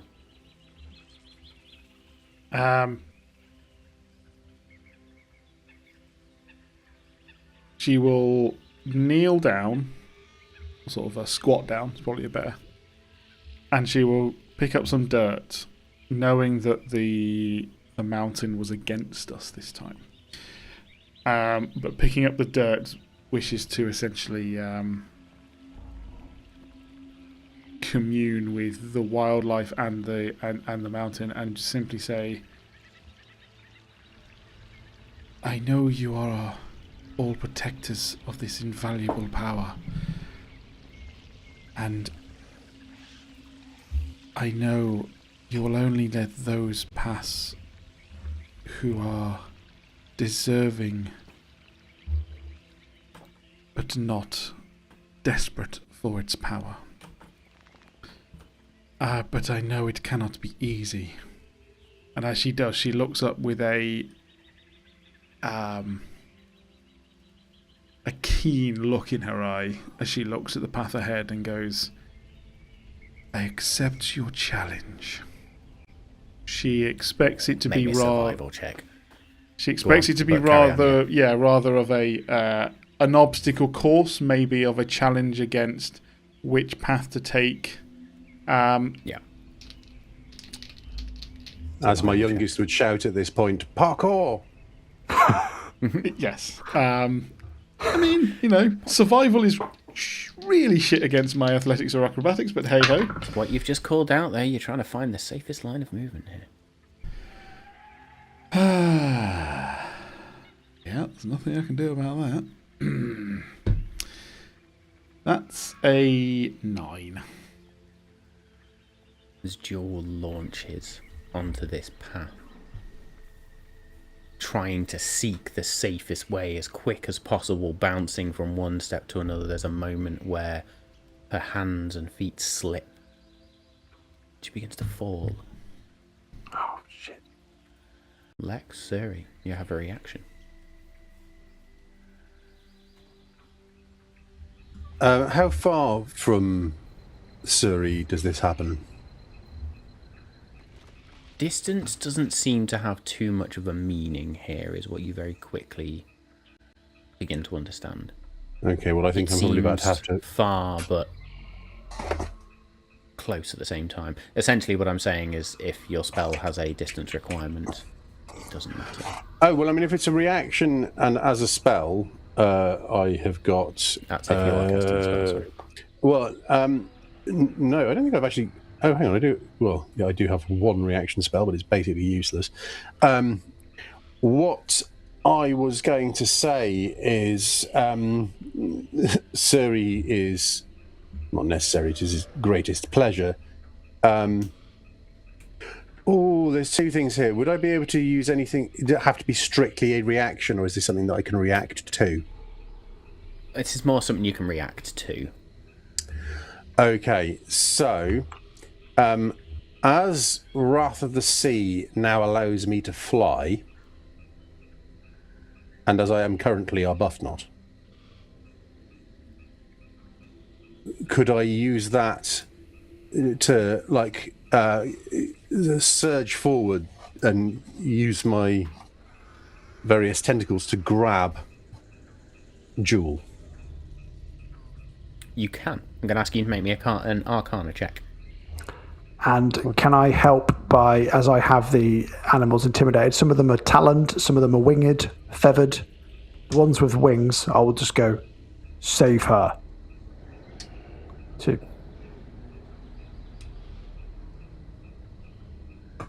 I will allow Suri to have advantage on this if you can pass another intimidation check. DC 15. 22. Mate. The rolls are coming good. The rolls are coming good. Because my Arcana is crap. However, that is an unnatural 20. Hey! Come on. Jewel, as you begin The other one was to a fall, 2. not only do you feel a hand clasp around you as you look up and see this strange creature that is both bird and humanoid and everything all at once, but you feel tentacles wrap around your arms as well as Sir Arbuthnot in this moment drags you, and they all place you now in front of this crag where the shard is. As I reach down, I thank both of them. Thank you. And I will then get back down and in the same breath touch now the rocky outcrop of the mountain and say, your challenges are worthy indeed. With that, the celestial shard shines bright, radiant light flooding this area before it then recedes and reveals the chamber once again, and as that light recedes, it becomes a glowing ball of dusty light. The pedestal gone. The script changes again, with the celestial shard now claimed, aligned. Too much scrolling today. Suri looks at the other two and just goes, well, I won't be doing that again in a hurry. Perhaps we could not mention it. I mean, as a consequence of being exposed to the shard, we all have melanoma. The script reads, "The principle of light, the first force that ever burned away the void, was given to the lords of Fang and Feather because no one trusted another enough to hold it. Beings that could shape seas and light stars could not trust each other with the most honest thing in creation. So they gave it to the only people who had never learned to lie." And with that, Lex, you feel a finality. The ring on your finger begins to almost pull towards the pedestal. The final one. The one at the furthest reaches of this chamber now. You must step around, all the way around this eclipse-like pupil now, in the centre of the room, to place the mortal keystone. Does it need to be placed while still on my hand, or is it just like a little resting place for it? Okay. Remember, we work best when we work together.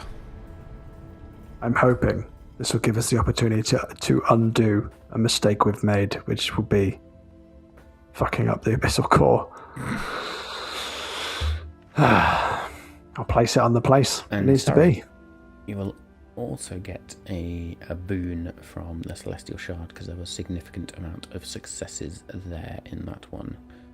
So your boon as a result of that, and I will send you all of these afterwards just so you've got these. You get the boon of Law of the Hunt. Once going forward, you may ignore the frightened condition, gain advantage on one attack roll or strength or dexterity check, or be able to move your full speed without provoking opportunity attacks as your instinct overrides your doubt.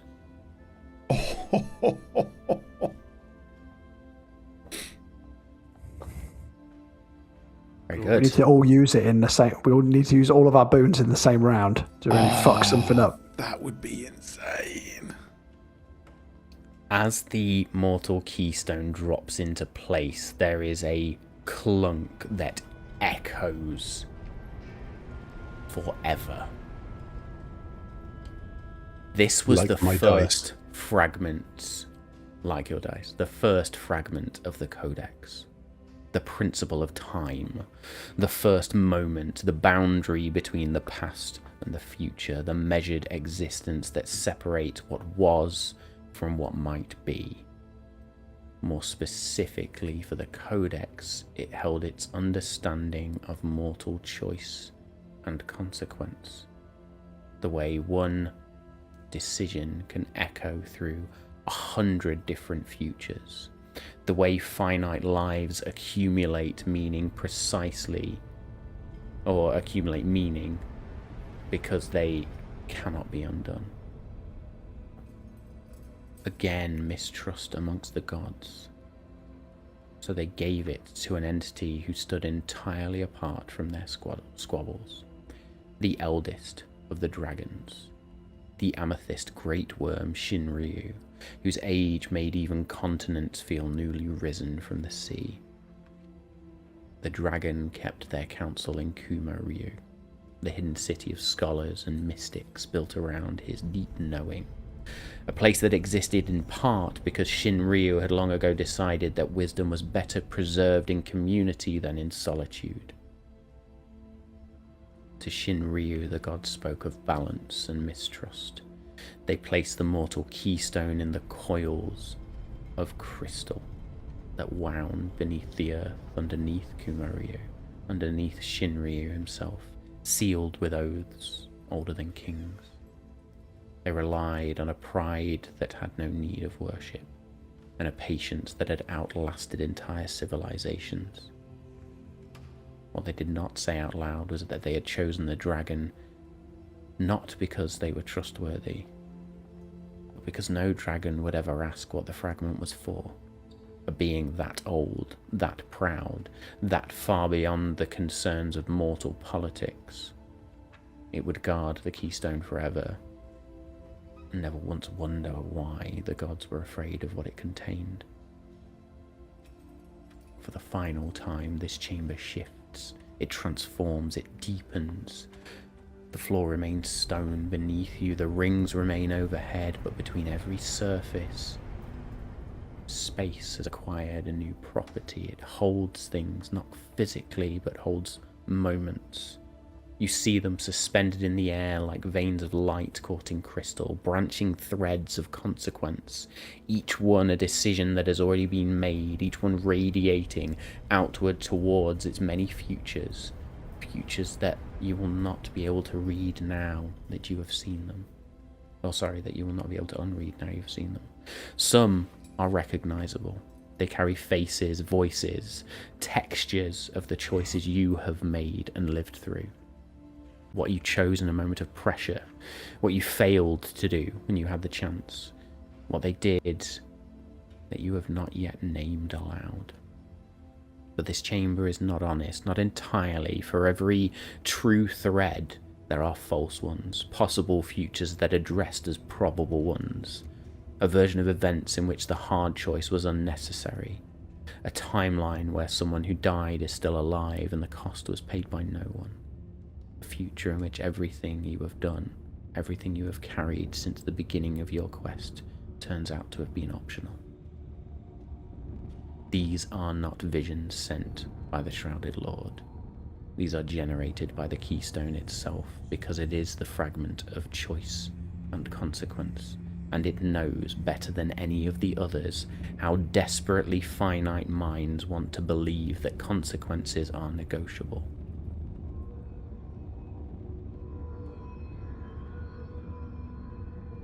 The chamber asks nothing dramatic of you in this. It does not ask for heroism. It asks for something much harder. It asks for you to look at what you have done and carry it without asking the universe to revise it.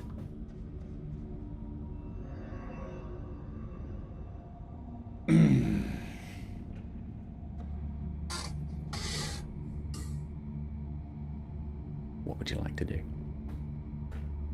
So Lex interprets that as, if you could do it again, would you do it the same or would you change anything? And it's the ability to stand firm and say that all the choices I've made, or the decisions or the actions I've taken, he would do them again because it got him these people. It got him his mum back, his brother back. Although it ultimately lost them, it got him to this place now to do the thing he needs to do. So to Lex, everything he's done is the right decision because it's got him here to ultimately try and save the world. And that's what he's telling himself. Make me a history check, please. Oh! 21. Oof. One success. I've done my bit, see how that goes. On you now. Jewel thinks of the argument that she brought to the group about, would we be happy to walk away now and just watch the end of the world occur? And she always said no. She'd always want to do her best, even if that meant not coming back.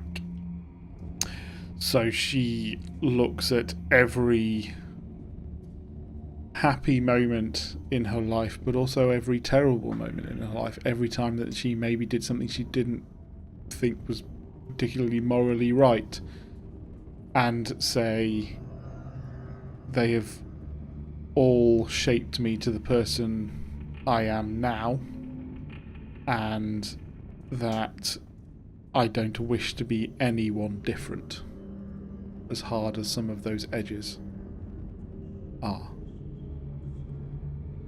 Make me a wisdom check, please.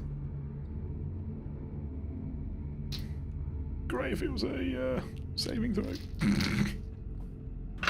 Wisdom check. Gonna be a failure again. 14. Ooh, wisdom check. Just double checking. I know I can. No, it can only be a saving throw. Fuck it. As you begin to speak these words to yourself almost, a false version of the future begins to hang before you. It glows brighter. It hasn't gone anywhere. You get the very real opinion right now that you could change something. What do you do with it? Very real opinion that I could change something.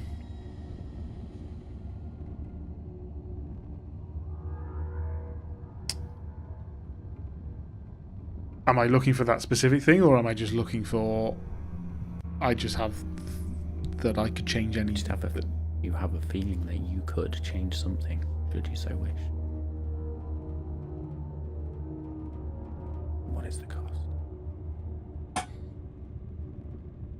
Do I have a choice not to change it? You have your full autonomy to do what you wish.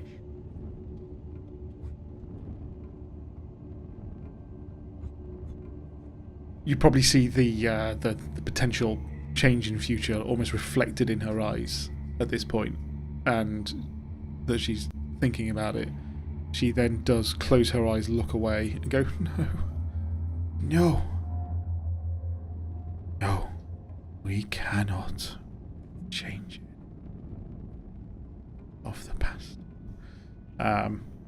She won't. I would like you to make me a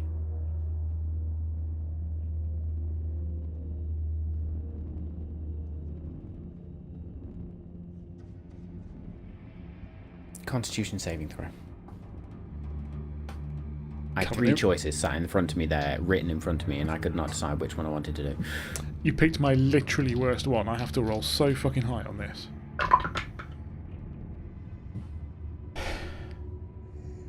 Four. Suri and Lex, you begin to see Jewel.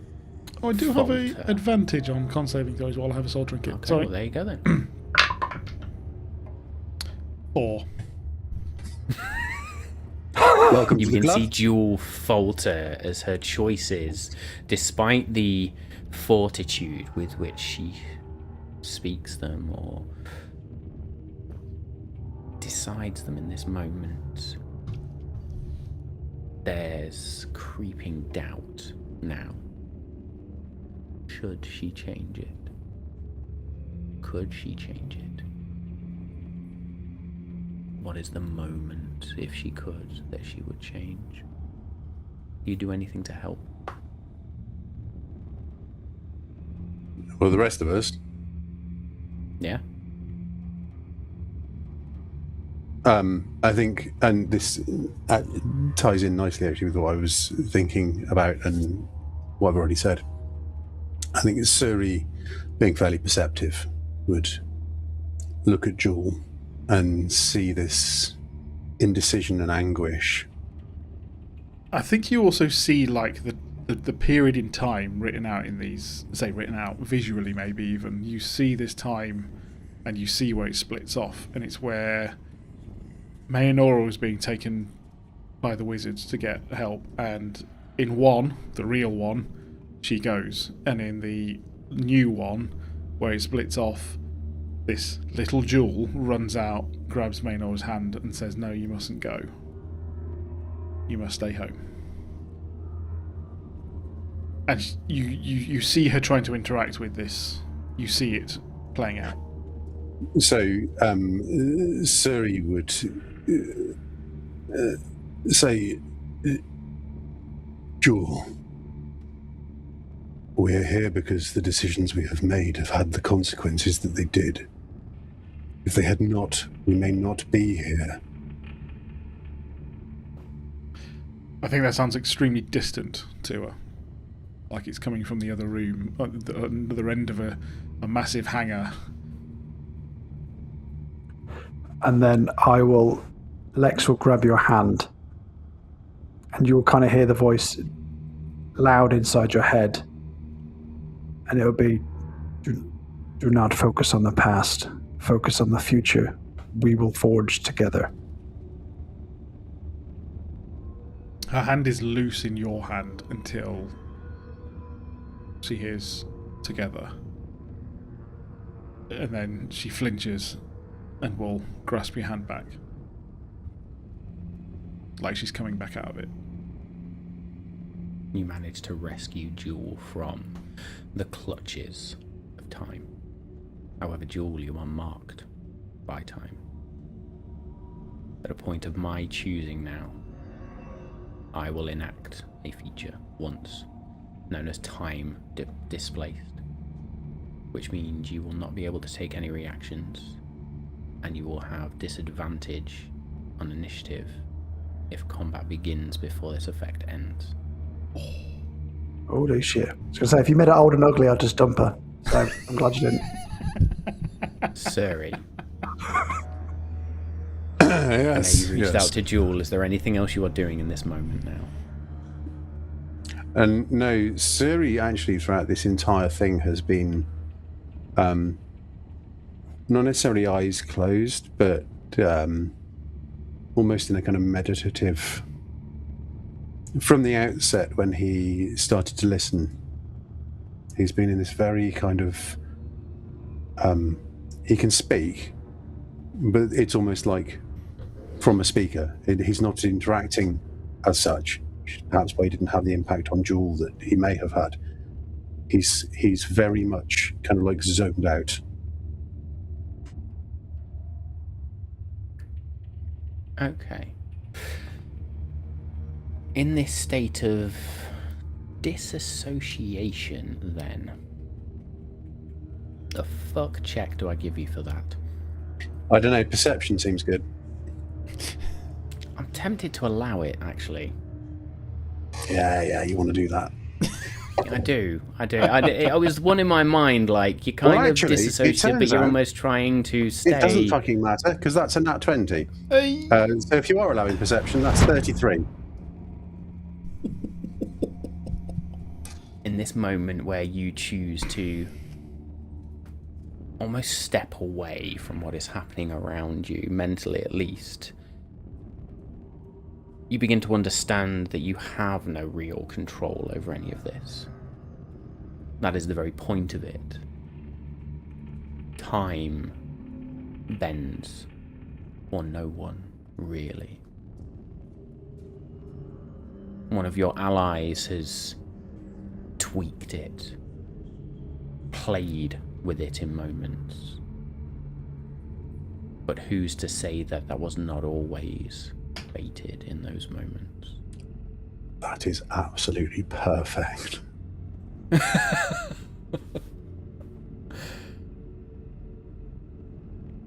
This vision does not fade with any crashing notion or any drama. It simply fades slowly and surely. The script becomes very definite now in front of you. Only mortals can complete this, because only finite beings know what it means to choose under the pressure of ending. The gods could not hold this fragment. Shinryu could not understand it. But you carried it because you had already proven that you knew how to live with the cost. That final pedestal dissipates. The 5 essences of the Codex begin to rise towards the rings of the orrery in this moment, and the room falls silent. the script fades. All of the scripts fade, apart from one. The dark writing in between remains. The ink slightly heavier, the letters tilted as though a different weight pressed on the quill.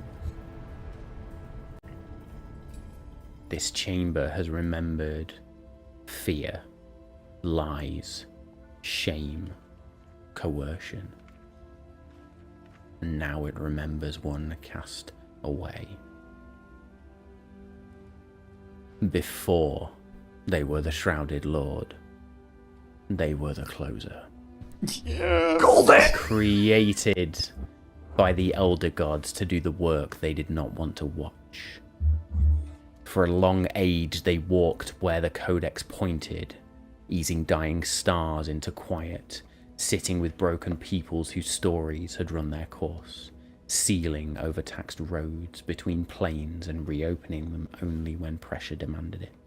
To him, to them, mercy was not endless continuation, it was an ending that came at the right time, clean and complete, and the gods were grateful.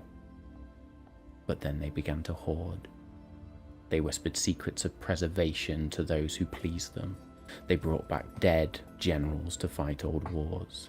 They kept bloodlines alive past their reckoning, and the Codex blackened with unresolved endings. The Closer laid it at their feet and said, "We were set to keep balance. You have chosen to hoard it instead."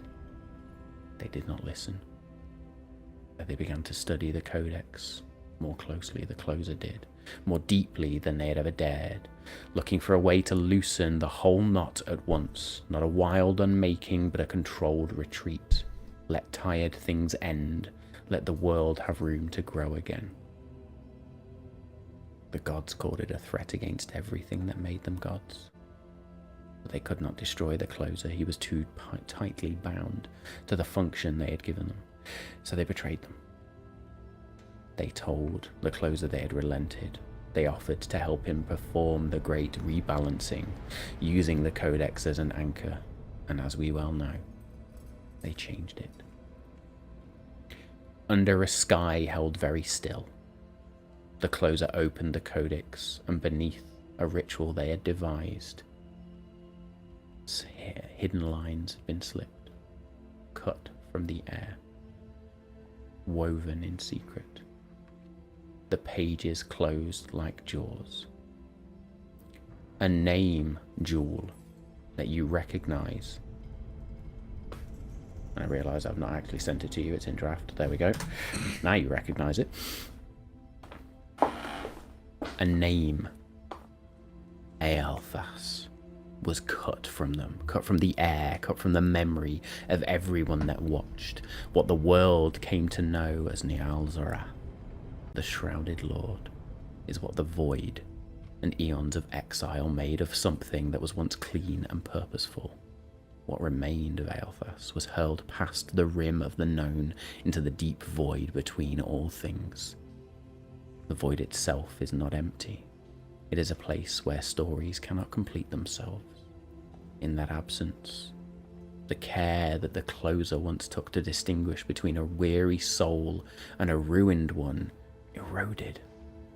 What endured was a conviction that things must end, stripped of the gentleness that had once made that conviction merciful. The Shadowfell was built from that conviction, from the weight of everything people refused to remember. The Closer, the Shrouded Lord, now learned that forgetting loosens the weave of the world more effectively than any scream of void. And they waited, listened to every one of these fragments for the moment the pattern would reassemble. That moment is now. A void. Go on, Suri. I was going to say, in this moment, Suri had been thinking about this and his place in the threads of reality, and I think having faced the concept and an overall picture of time and thinking about the failures around the abyssal core And that question between is it necessity, in that you had no choice? Is it responsibility, in that you had an obligation? He's been playing with one of his hands, and he pulls free the ring of free action.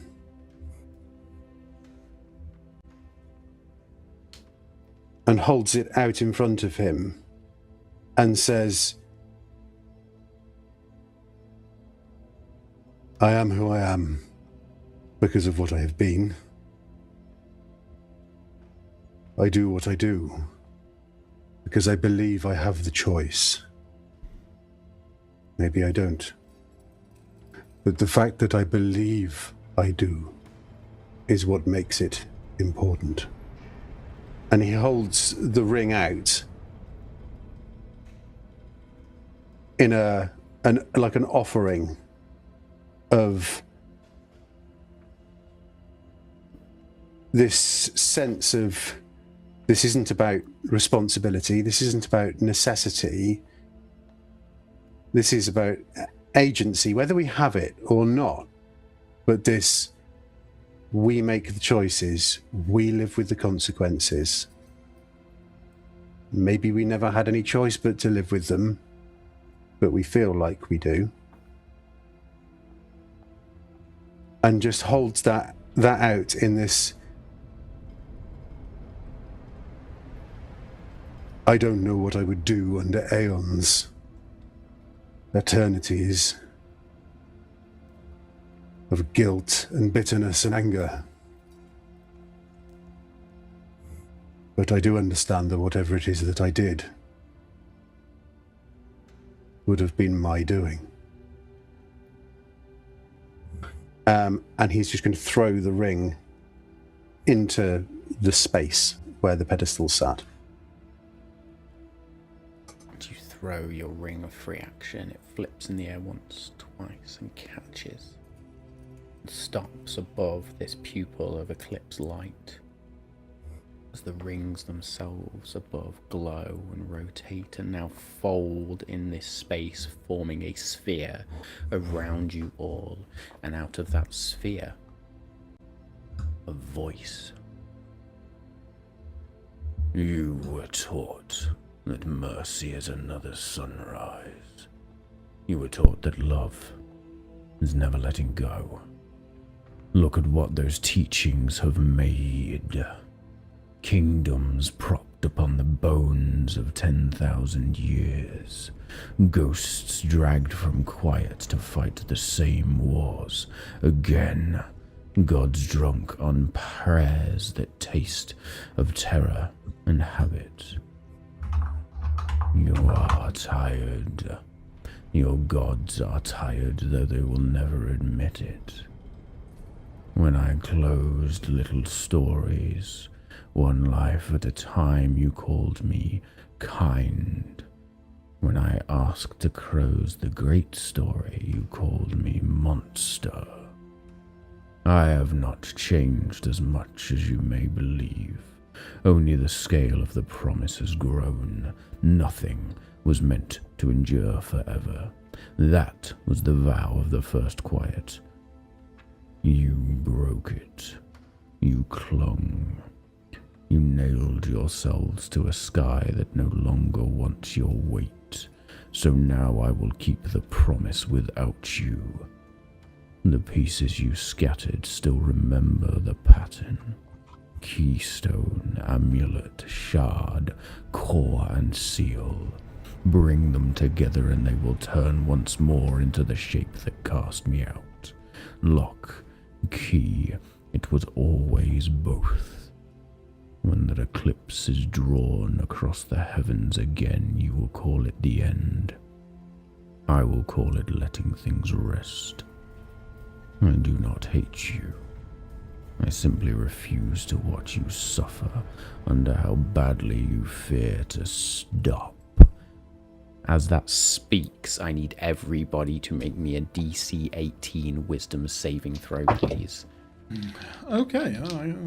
Absolutely not. No, that's a 12. I made exactly an 18. 21. Oof. Jewel and Lex, in this moment, you remain steady.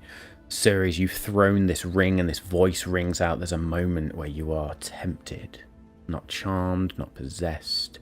But your next check to oppose influence, interference, or strain will be at disadvantage. Your ring of free action begins to expand now. Something begins to form. Not a book, but something of metallic rings. As that pupil rises up, almost like a flat disc, and shrinks down. An item of that Eclipse light, surrounded by multiple metallic rings rotating, begins to form, but it is this moment where you feel something. A projection. A black, starlit manifestation of another. Void-bound individuals, shadow echoes, mirrored constructs, and there at the heart of it, the dark outline of an individual sat beneath a dark orrery. Hair, hooked nose, a book held, speaking this dark speech. As the chamber begins to shake, and somebody begins to try to steal the Eclipse Sigil, an artifact created to help defeat a force. And that is where we are going to close for this evening, and we are going to pick straight up next time. Damn! Holy moly! So I know there's a lot of boons and stuff I need to share with you all. I will make sure you've all got those, and I will do that towards the end of this week. But yes, we've run slightly over, so I'm going to fold a little bit at the end there into next session, and we will see what happens. And then, yeah, we'll go. Wicked. Awesome. Awesome. Loved it. Thank you very much. See you all in a minute. So, yes. Yeah, I think we're going to roll into Malt Magic Unrolled, or at least the players are. I, unfortunately, am going to have to duck out from Malt Magic Unrolled this week because I do need to catch an early flight tomorrow. But I will let them wax lyrical. I will catch up on it later. But thank you to the Raiders. Thank you, everybody who's watched. Thank you for all the interaction in chat. Love you all. Have a cracking week ahead of you. I look forward to seeing you all same time, same place next week for episode 115 as we see what power the party is now brought into being, and who's trying to steal it, and where we go from here. So with that being said, love you all. Stay safe. Cheers.